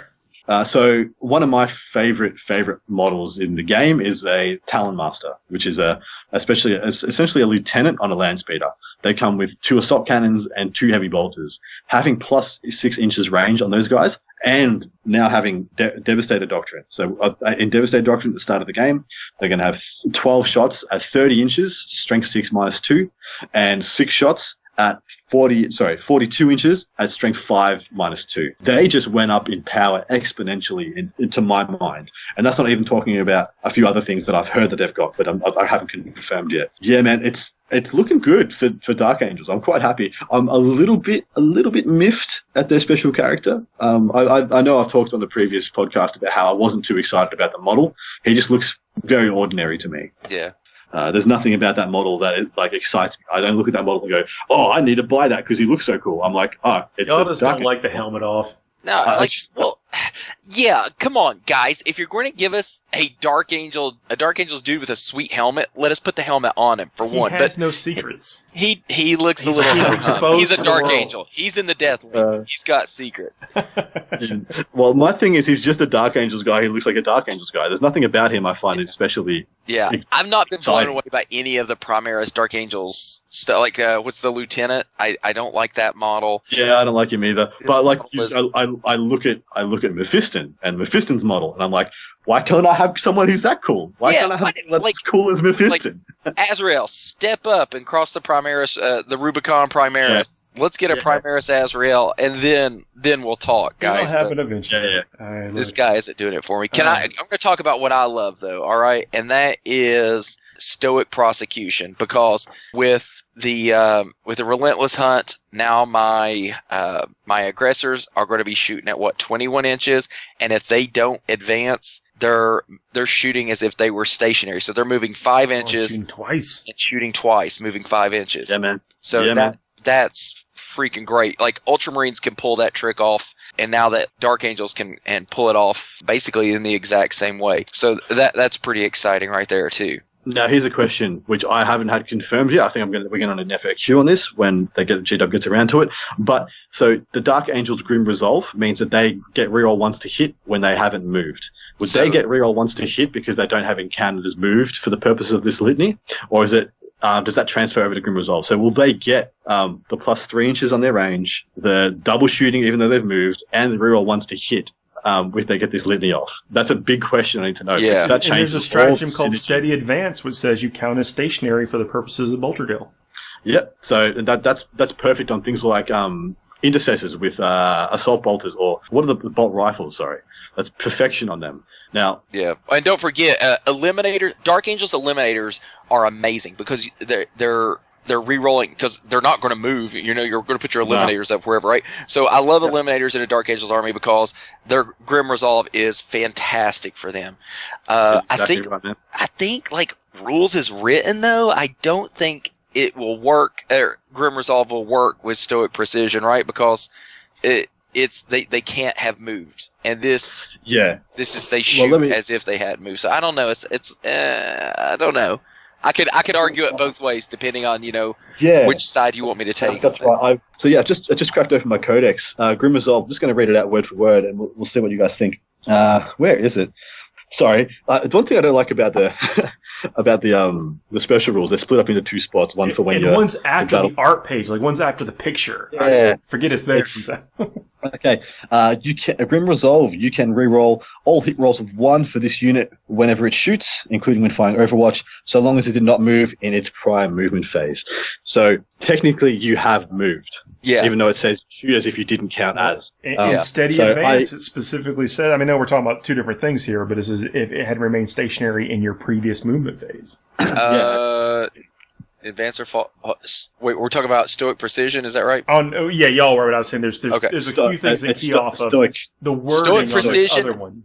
I would flat out say, like, rules is written, it does not work with Stoic Prosecution, right? Because it says, chose to shoot with models that you can shoot with ranged weapons as if their unit had remained stationary. Okay, that's fine. They shoot as if they had remained stationary, but Grim Resolve specifically says they could not have moved in that movement phase. So exactly right. Those aggressors can shoot twice, but they cannot. They're not going to be able to reroll once. Well, this is where I'm going with the Steady Advance. And listen, I'm saying use this stratagem in your shooting phase when a Dark Angels infantry unit from your army is chosen to shoot with. Until the end of that phase, for the purposes of the Bolter Discipline ability, that unit is treated as if it had remained stationary in your previous movement phase. So that sounds like it would tick it off. That sounds like it would tick the Grim Resolve box better than the Litany would. Yeah, I think so. Jumping over to a couple of other things. So they've got the Outrider. It's a Warlord trait, I think, because I think you can. There's a couple of Deathwing Warlord traits and a couple of Ravenwing specific Warlord traits that you can get, and I think that's very cool. I think that's very indicative of Dark Angels. This one I'm looking at is Outrider. At the start of the first battle round, before the first turn begins, this Warlord and one other Ravenwing unit from your army can move up to 12 inches as if it was a movement phase. They cannot advance a part of this move, and those models must end 9 inches away from opponent's models. So that's just an infiltrate scout move on Blacks, which we know move either 14 or 16 inches a turn. Blacks with plasma.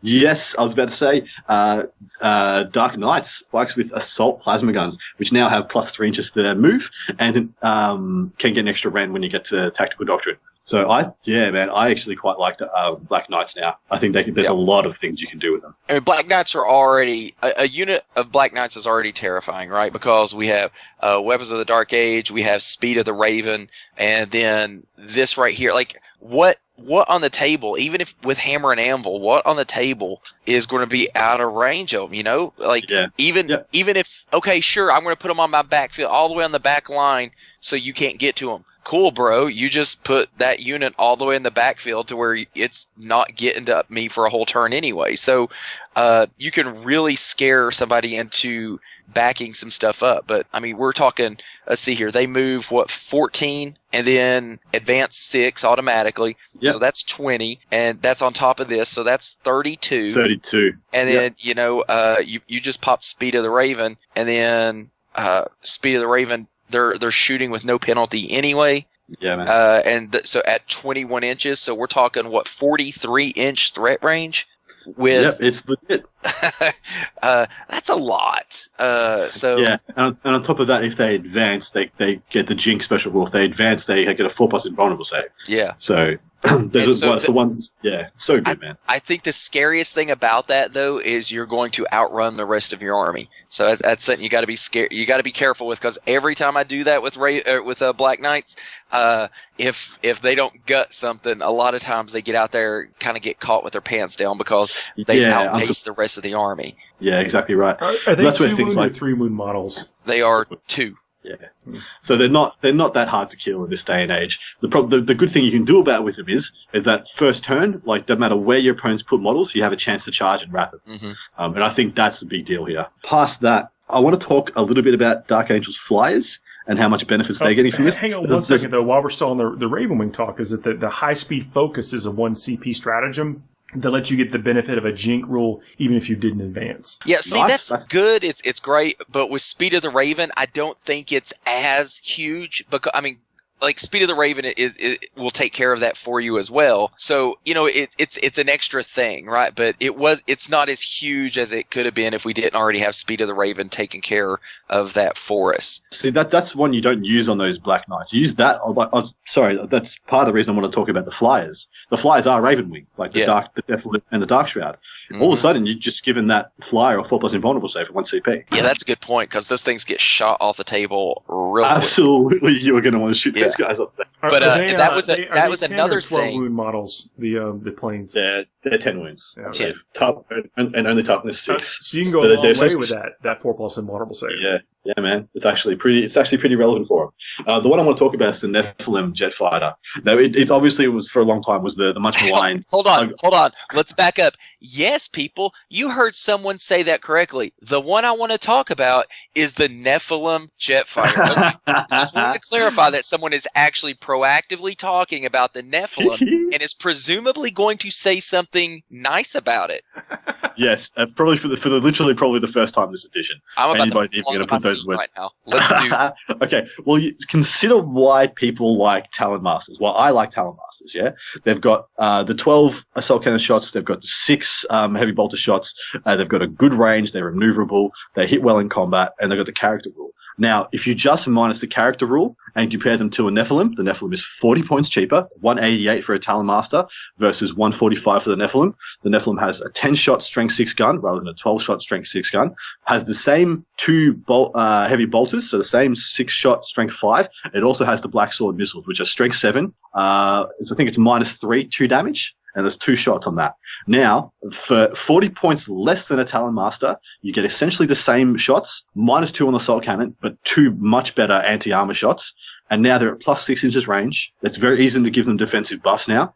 They're maneuverable. They get the extra -1 from the Dark Shroud if you wanted to, and of course you probably do. And on top of that, they get Devastator Doctrine for the extra -1 rend. So they've got all those anti-infantry shots are rend 2, and you got rend 4. Rend 4 on those strength 7 shots. I believe, they're strength 7, -3, 2 damage. In fact, I've got the book right here. Why am I even questioning myself? But yeah. Your Black Sword is strength 7, AP -3, 2 damage. Yep, and for 145 points, I think that's very, very respectable. Yeah, and somebody clarify for me again, what is the what goes with our Devastator Doctrine again? +6 inches range on heavy weapons, and +3, heavy and rapid fire. So +6 inches range on all this guy's weapons, all of them. So that's the Avenger Mega Bolter. They're all 36-inch range, and now they've all gone to 42. And of course, you can swap out the Mega Bolter for a twin las cannon, which is only 5 points difference between the Mega Bolter. So 5 points more, so 150 points. You've got an actually respectable anti-armor firepower with 2 strength 7 shots and the 2 strength 9 las cannon shots. And on top of that, it has strafing run, so it's +1 to hit when targets that cannot fly. And it also has the Jinx special rule. So that meaning, like, you can advance it if you really need to, but you won't be able to shoot. But you can advance it with Speed of the Raven and shoot it. And then you can put Jinx on another one. So you can have two of these bad boys on the board, both with 4+ invulnerable saves that are -2 to kill it because of a Dark Shroud. I think they're pretty good. I'm gonna make it my mission to see if they're any good, actually. I'm gonna get a couple of them. You can't see this because it's radio, but I'm doing that. I think I agree with you, Face. For 145 points, like, did anything I just tell you sound bad? No. That's one of those things, like, Ricky, to your point, if you just describe the stats of a unit sometimes, if we didn't tell you that it was a Nephilim jet fighter or something you already have this preconceived bias towards, you probably... Yeah, you'd already clicked on it. But what is it we have coming with that if we're in like Devastator Doctrine? Isn't there something that there's a bonus we're getting for heavy weapons? Minus 1 AP. Yeah. There's something else I'm thinking of. I could have sworn we were getting something that was. I think you're thinking of Iron Hands. It's the +6 inches range, man. I'll think of it later. The Nephilim, I think, sounds very respectable for its points, and I intend to give it a crack and see if it's got the merit I think it does. There's a stratagem called Honored by the Rock. I think this is where the rock comes down and gives you $100 and lets you star in the next Jumanji movie. Okay, I'm down. Let's do that. I'm down. I'd take that. Totally worth the 1 CP. Yeah, just come down, high five you, and go back up into space. Take that too, right? No, it's this gets you a you can get a Dark Angel successor chapter, a relic. Ah, cool. So you can take Angels of Repentance or all these other cool ones. Well, there's a new one called the Reliquary of the Repentant, which is for Ravenwing Biker model only. Worsen the invulnerable saves of enemy units by 1 to a minimum of 6+ while they're within 3 inches of a model with this relic. That is very cool. Say that again. You neg one an invul save on somebody within 3 inches of a Ravenwing Biker. Oh, that's fun. Is it just a permanent aura, or is it you pick a model? No, it's permanent aura. It's units, so it's anybody that happens to be within 3. I like it a lot. That's real fun when you roll up with that plasma and they're like, I got an invul save. And you're like, well, okay, well, it sucks now, so deal with that. It tops out at a 6+ though, so if they had a 6, it wouldn't go away. Right. Okay. So that'd become a 6. A 3 would become a 4. So that'd be very relevant against sisters. Wouldn't be because the minimum is a 6. Well, I guess when they're stacking up their +1s and stuff, but yeah. But for things, we just advocated Terminators and stuff like that. Like even if you isolate off a character, I mean, like a Banginius or any kind of taking Storm Shield. Essentially, you've dropped them back to their Iron Halo save. They might as well have not taken the Storm Shield. Well, I could even see it being pretty darn effective on like demons, right? Like just mass demons who are relying on, there's so many of them, and they just need to make a bunch of 5-ups. Well, now they need to make a bunch of 6-ups. So that could be really scary. Even like imagine aggressors shooting into demons. That's a ton of shots. They're going to go through, force them to make the saves. Okay, well, here you go. You're gonna make half of what you made before. So it's great against anything with invul saves, right? So like I could see it being even just more effective on those big blobs that sometimes people just roll 5s and 6s. Well, now they have to roll 6s. So I could see it being really good on cleaning those out too. And there's a way to double move a biker unit, isn't there? They don't get to shoot or charge, but I think you can move them again. Is that right? Speed of the Raven lets you move again. And it says Ravenwing Biker, yeah? Is that the Ravenwing Biker name of the unit, or is it the keywords? Ravenwing Biker is the keyword. Ravenwing Biker model only, you get to take this relic. Okay. Oh, so this is a new relic that lets us move again? No, we're talking about who can take it, and I think he's asking. Oh, okay, gotcha. I got you. Again? So the Ravenwing Apothecary has actually come down in points quite significantly. It's only 60 points for the Apothecary. It comes on the sweet bike with the plasma talons and all that goodness. Does it come with a Corvus Hammer as well? No, because he's got the Narthesium instead. Yeah, but he's only 60 points, and you kind of want him in a few lists, different archetype lists. Now, for 60 points, you kind of want to take him just to be like, hey, I'm going to at the start of this game, you got a lot of invuln saves. Well, I guess that 1 CP strat I paid for an extra relic is going to go on this one, and I'm going to double move that guy into your face and then kill everything within 3 inches of him. That was going to be my next question: is could you build a stout Ravenwing Biker character? Yeah. Can you build one guy out with a Storm Shield and a Thunder Hammer? No, they're not customizable anymore, unfortunately. They lost all those to the index and legends and stuff.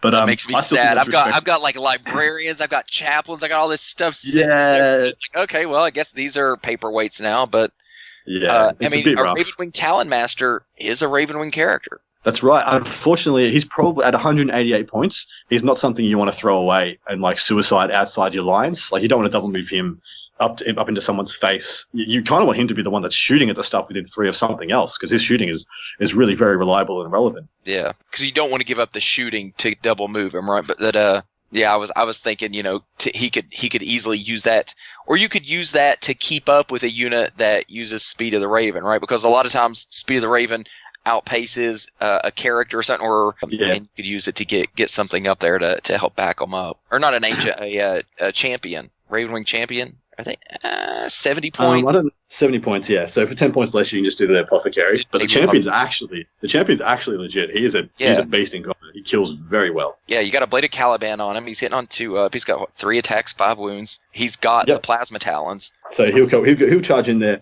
You'll be able to shoot down everything within 3. Then he can charge off, kill something else before he pops, I guess.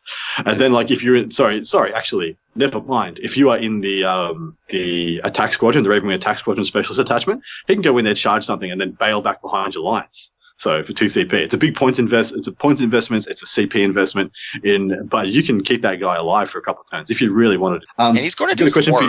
I have a question for you, Paul, that I've been dying to know. Is Asmodai in that book? Like, litanies wise, do you have any ideas if he gets 1 litany, 2 litanies? Let's check it out. He better get 2. He better get 2. He better get 2, baby. If he gets 2, my God, he is so good. I will write a strongly worded letter if he does not get 2.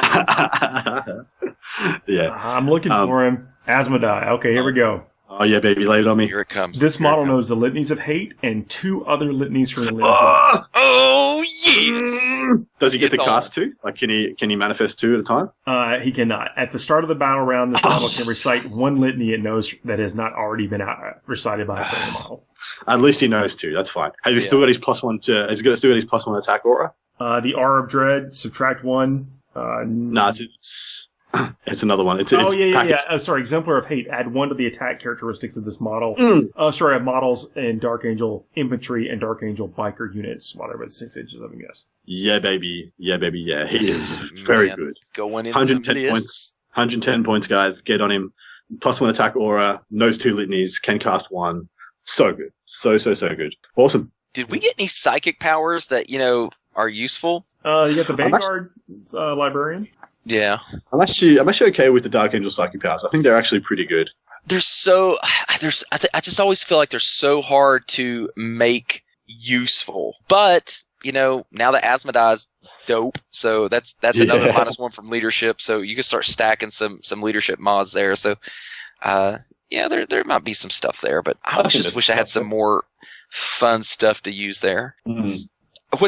What's kind of got me a little, it seems like, a lot of this stuff is, don't get me wrong, there's stuff there helping every bit of our army. I really, really was hoping to see some Deathwing centric stuff.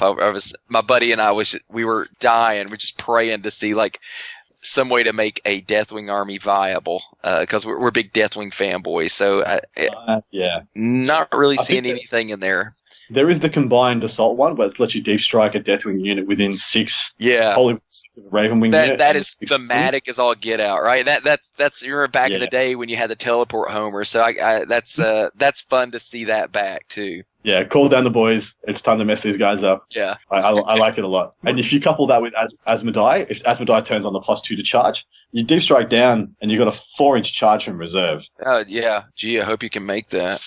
So if you fail that, well, you didn't deserve to win. You obviously didn't want to. There are some strategies that you can stack up on them. They got all the goodness that we've talked about from other, what we call the standard Marine loadout, I guess, transhuman and gene rot might and all that kind of. Well, that's for Primaris, but there's a stand firm stratagem for 1 CP that increases the toughness characteristic by 1 for Deathwing Terminators. Yeah, I like that. And they've also got if you have 3 Storm Shields in a unit, you get the -1 to wound in combat as well. So that's pretty good. It's really, really, really good, actually. There's another 1 CP stratagem that lets you get +1 to hit in any phase. Oh, so that's the Fury of the First, yeah? Mm-hmm. Yep. Yeah, so any phase, that's not bad. Like, because that all of a sudden that counteracts all those Thunderhammers and all those Power Fists. So you're probably taking on regular Terminators. So, I mean, there are things you can hang on them, but no, they didn't get like an inherent like buff from the Doctrine or the extra chapter tactic or whatever. You gotta spin to make them good. Yeah. Well, so the plus 6 inches range is not irrelevant, seeing as you're all packing rapid fire weapons with the and assault cannons and things like that with the Terminators. So them going to 30 inch and with bolted discipline always having 4 shots, that's not terrible. So you can deep strike if you need to deep strike defensively into your back lines. You can still get the range to get some relatively solid firepower out. Look, Stormbolters are a workhorse. You're going to get lots of wounds on it. And again, that's more of the substance over style type thing. You know, Yeah, I mean when you're in Tactical Doctrine and you're pumping out a 10-man squad of Terminators can pump out. And here's the thing, Deathwing. Don't forget Deathwing Assault. If you're in Tactical Doctrine and you drop down a 10-man Deathwing squad, that's 40 shots right there, right? Yeah. That's in the movement phase. You pop your stratagem. When they drop in, they shoot 40 strength 4 AP -1 shots that can hit on 2+ if you pop that, and then they can shoot again in the shooting phase. That's right. So that is a ton of shooting. One of my favorite tricks to kind of limit the sheer amount of CP it costs to do that is, so one of the great things about Deathwing Knights is that not Deathwing Knights, Deathwing Terminators, is that the unit is fully customizable. You can be like, okay, this guy's going to have lightning claws, this guy's going to have a Thunderhammer Storm Shield, this guy's going to have a plasma cannon, this guy's going to have blah, blah, blah, blah. You can kind of mix and match whatever you want. Yeah. One of the ones I like to do is a 10-man, with 2 Cyclones, 2 Cyclone missile launchers, and 3 guys with Thunderhammer Storm Shield, 2 guys with Lightning Claw. So, and then at the start of the game, you combat squad, and you get a combat squad with 3 Thunderhammer Storm Shields and 2 guys with Lightning Claws, and a combat squad with 2 Cyclone missile launchers in it, and 3 guys with bolters and fists. And then when you deep strike the missile launchers, you proc the double shoot. So essentially those 2 missile launchers, you get 8 shots out of them in that turn. Because they shoot on the deep strike with 2 CP, and then shoot again in the shooting phase. So it's just trying to eke out as much like viability out of them as you can. Yeah. One thing I do like, the relic, the key of Acrobale is for a Deathwing model only. Add 1 to strengthen attacks of a model with this relic. I don't hate that on the Deathwing champion. I was about to say, man, the Deathwing champion, the more attacks you can give that guy, the crazier he's going to go. And remember that halberd right now is strength 7. That key puts it up to strength 8, right in that sweet spot. Strength 8, AP -4, D3 damage. Lots on 2s, winning lots on 3s. Yeah, dude, that's exactly where you want to be. Yeah, that makes that dude a beast. There are relics and things, special issue war gear you can give to sergeants and stuff. Yeah. Yep. They got those. There was another one that was, I think it was plus attacks as well. I can't. Someone put it under my nose. I wonder if you can look for that one, because I was thinking of putting that on the Deathwing Knight sergeant with the flail, because the more attacks you can give him. So I think it's +1 attack, +1 damage, or +1 strength, +1 damage. Because making him damage 3 when that damage carries over just makes him shred. You may be talking about digital weapons. When a model with this relic fights, it can make 1 additional attack using the close combat weapon profile. Oh, okay. So he wouldn't get that on his flail anyway. Yeah, when resolving the attack, if hit with a score, suffers 1 mortal wound and the attack sequence ends. Is that what you're talking about? I mean, I think there might be something else, but it might take you too long to figure it out. Oh, no. Mastercrafted weapon, when a model with this relic is like 1 weapon equipped with, add 1 to the damage characteristic of that weapon. It's not an extra attack, it's extra. Yeah. Are Dark Angels going to be able to give a, tell me I'm going to be able to give an aggressor sergeant mastercrafted weapons like Ultramarines can. Because that is my favorite thing in the world. Oh, dude, no, I want it on that flail, man. Getting that flail to 3 damage. So mastercrafted flail of the Unforgiven. Each hit can kill 3 dudes, man. Yeah, and it carries over too, is the best part. So yeah, 1 hit, 1 wound, it's -3 damage. Bang, 3 cultists dead from one strike. Like 1 dice killed 3 cultists. That's sick. I love it. 3 attacks. That's 9 damage from that 1 dude. Yeah, the 1 dude. Yeah. The other guy would just be standing there. Well, I guess we'll cover you. I guess we'll stand here. Yeah. We'll go grab this objective. He's over there living his best life, though. That's right. And then, I love that flail. I think it's sick. Yeah, I'm not seeing something. I mean, maybe I'm missing it, but I'm not seeing something that buffs specifically just like extra rando attacks or some generic attack enhancement. Yeah, the thing is, by increasing the damage of the Flail of the Unforgiven, it effectively increases your attacks because it's one of the few weapons in the game where excess damage is carried over. So yeah, it's the same as giving him plus attacks. Yeah, it wounds like so he has against one wound models. Every wound that goes through is essentially he has started with an extra attack. So he has 4 attacks on the charge of his shock assault. I forgot about the 1 extra attack on the charge. So yeah, that's man. 12. He can kill 12 models. Yeah, he can kill 12 models just by himself, just by being a baller. What a goober. I love it. I love it. Yeah, I love it. I think we've given enough love to the DA. I could stay here and talk about DA all day. Like I could do what you do with with Blood Angels, with Dark Angels. Oh yeah. But no, this is our time because I have to listen to Paul and Chris all the time for Blood Angels. Let it ride. Let it ride, baby. It's a great time to be playing Marines. I'll tell you that for sure. Oh, dude, Of it's any legit. variety. I'm trying to figure out what they can give Tau and Necrons and Orcs and stuff to make them really stand out against them. I won't put it past them to have completely achieved it, but I'm really interested to see where they go with it because like Marines are just looking so damn good, depth wise, excitement wise, interest wise. This is another monster show, so we're going to get to Sisters of Battle after. You know what? I know we'll talk about a little about Sisters in Vegas. So tune into the live stream for us, guys. We're going to be talking about all kinds of stuff, and probably some stuff we missed. What did Val promise? Was it 36 hours straight of content? It's going to be no pressure. Yeah. I think time. we got some time. It's going to be great. Nice. I want to talk, I guess, one of the things that we didn't cover last week, we were talking about, like, the morale manipulation of the sisters wasn't very exciting. But on the times like demons do, when you just want to roll for that fishing for a certain number, make sure that you do it. And we didn't cover that last time. I've got a few, once we get there, I've got a few jank things that I can tell people about sisters, because sisters are the unpinnable army now, for all intents and purposes. But talk about what you want to talk about first, mate, and we'll transition. No, go for it. It's perfect time. Yeah. Dude, so sisters have so many ways to unpin themselves from combat, in ways you wouldn't think. So let's say you charge a sisters unit, and so that they're toughness 3, they've got a 3-up armor save, a 6+ invulnerable save. You charge them with a couple of Space Marines, yeah? One of those Space Marines has to attack. In all likelihood, they're going to get 2 attacks and probably 1 or 2 wounds. And they usually, when you go to wrap a model, you're going to wrap 1 or 2 models, and you're not expecting to kill any. But usually you plan to maybe things go bad and you kill 1 model. So you always make it so you're going to be able to wrap 2. That's if you've planned appropriately. Let's say you put 2 Space Marine, strength 4 wounds on a sisters model. Usually you'd think you've probably got 2 3-up armor saves. Maybe you get unlucky and kill 1.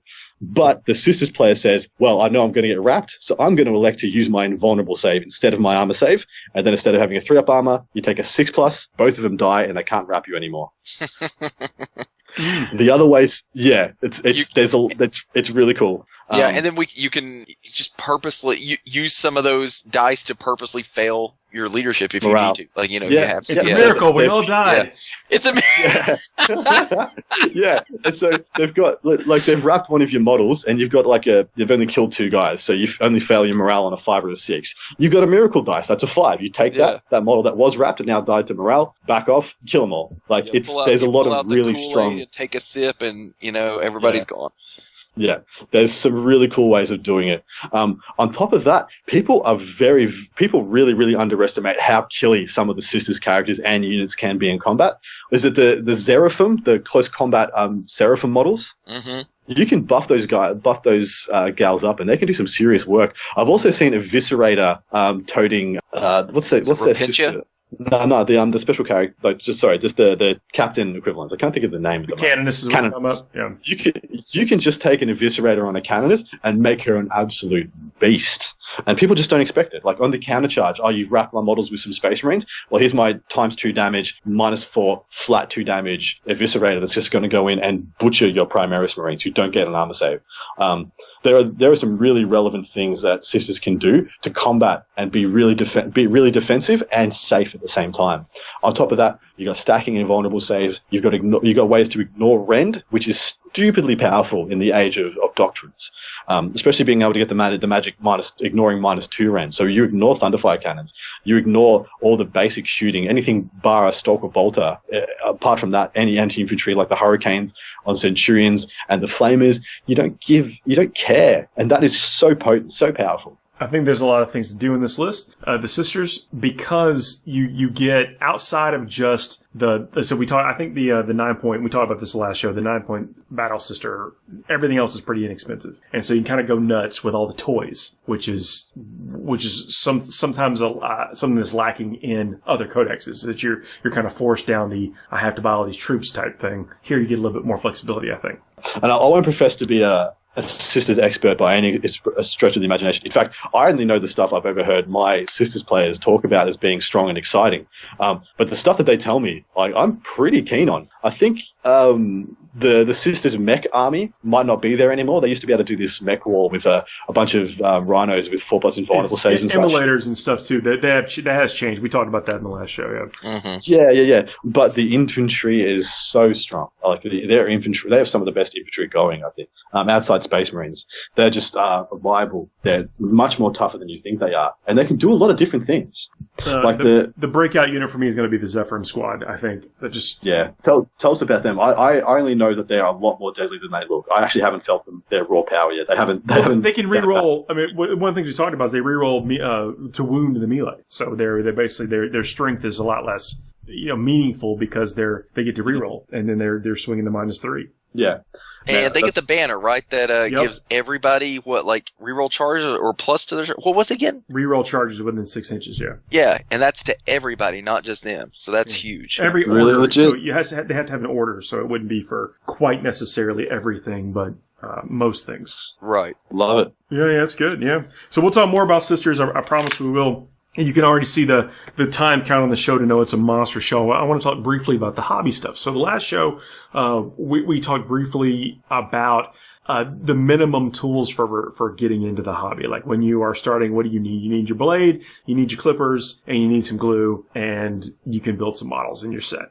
There are multitudes of tutorials out there, and each one of the painters or builders or whatever, they've got their way of doing things. They, say, this is my recipe list, this is my tool list. If you want to achieve the same effect, then this is what, I use. This is what you should use. And that is very true. But it can be kind of daunting because all that stuff, I mean, granted, some of the hobby stuff, like a pot of paint, $4 or $5 or whatever, a specific tool could be $10 to $20, $30. Airbrush, if you're using a specific airbrush, we're talking hundreds of dollars, once you get the tank and everything. You don't necessarily have to do that to get an effect that you want. And I started thinking about this in terms of cooking. So I had kind of a wild hair, and I was like, I would like to make some orange chicken for the family. And then I go look at the recipe list for orange chicken. It's like, I don't have any of this stuff in my pantry. Well, then I started thinking, it's like, if I don't get it eventually, I'll never be able to make orange chicken. And then I have to decide if I'm all right with that. And I think the same can be said true for hobby stuff. Am I okay never getting that effect that I saw in this example? If the answer is yes, then you don't have to set those standards for yourself. It's nothing you have to achieve. If the answer is no and you want to do it, then that is the right time to buy that stuff. I think that also you should think about it from a time standpoint as well. Yeah, it's of course the budget, the money, and the skill and everything that goes into doing all these techniques, but also think about, are you willing to invest the time that it takes to do a lot of these techniques? Because look at Space Marine, right? Like you edge highlight every one of your Space Marines and they're going to pop, but then you're edge highlighting every one of your Space Marines and that time adds up too. So it becomes are you willing to invest the time as well? Not only in supplies, equipment, and skill, but time. Because you got to think of that as a resource as well. Well, let's talk about that for briefly. Is that a lot of artists or a lot of tutorials? They will come out and say, you'll see them using like a fatter brush or whatever. You don't have to use the same brush that they do. You need a brush that's comfortable for you to get the effect that you want. But where I'm going with this is that it's kind of daunting to look at that equipment list and think, oh, I need to get all this stuff just to be able to paint one model. Like if you actually are, like if you did every color that like in a White Dwarf or whatever, the White Dwarf's tutorials are a lot more complex than their web tutorials. And I think that's in there for a reason. Like when they've been on the show, they've even talked about it, like it's because that's more accessible and you can get a similar effect. It's that same thing. Like you don't have to get the 97 things, pots of paint or whatever, until you decide that it's right for you to do so. So don't let that be a barrier to entry or to a barrier to achieving more. I think you just have to kind of set your own pace and your standards with that. Like me, I've committed to never making orange chicken. But one day I will, and I'll go out and I'll get everything that's needed for it. And then I'll have those, and the next step from that is then I'm only going to use a part of that particular sauce or oil or whatever, or cornstarch. I don't know who uses that for what, but I'll have that in my pantry so the next time I want to try something with that, it'll be there. And that's the same way with some of these hobby supplies and stuff. Even if you only use, like if you go out and get Screamer Pink to paint all the purity seals on one unit, the next time you want it, if you like the way that effect turned out, it's there for you. It's there waiting on you.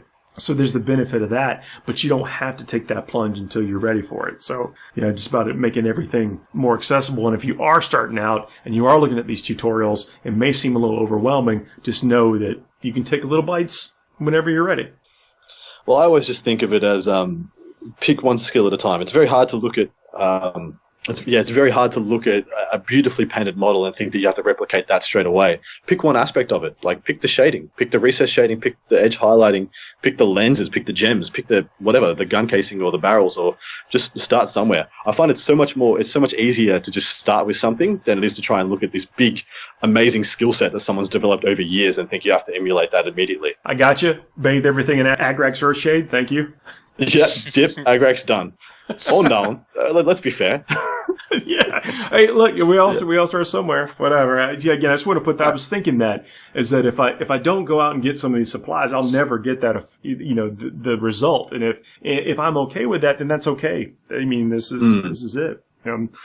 Next thing starting out, I've talked about accountability partners in the past on the show, and this came up on Twitter. Someone posted they don't have a network of people that they can share stuff with. The internet is great, like Facebook groups, finding somebody. Like I've got what I would consider like miniature pen pals, whatever, where we share pictures of what we're working on, even stuff that doesn't make it to Twitter. Like I post my good work in progress shots on Twitter. I don't post some of the really awkward work in progress shots. But I've got some other folks I share that with, just again to kind of keep that whole, and they do the same thing to me. So it's kind of you're in it together, and the stuff is out there, and there are some people that I share this stuff with that I never met in person, until years later met them in person. They were just like, you have common interests. So there's plenty of ways to keep yourself motivated, even if you don't have like a network of local people to do this stuff with. Get in some groups.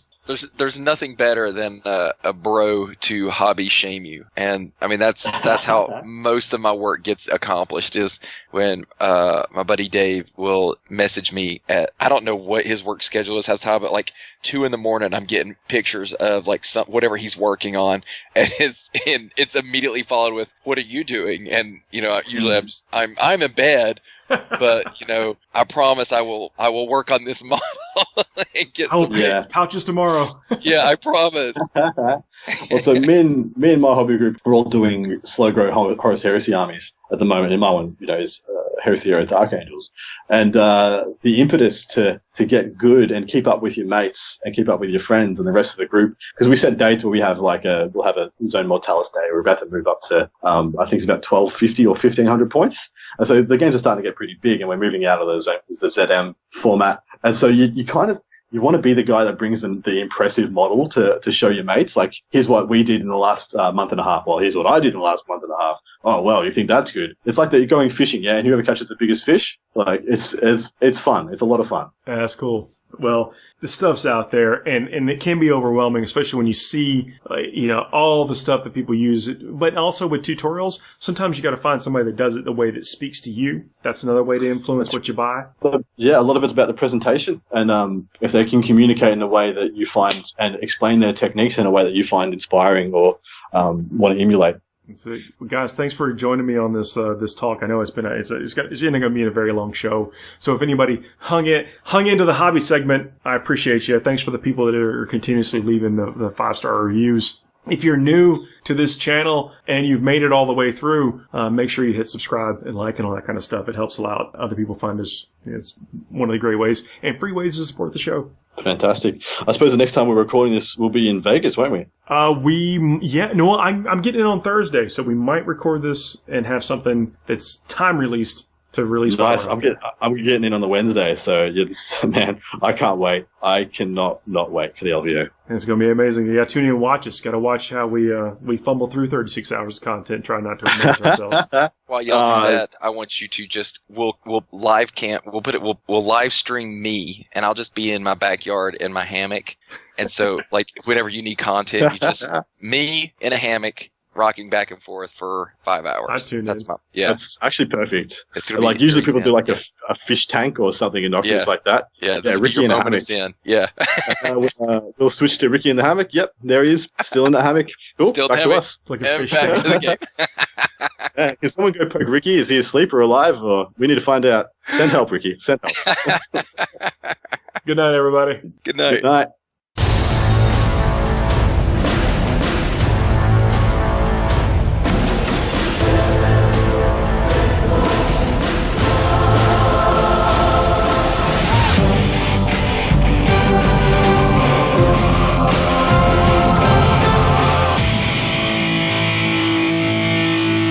Handle the truth.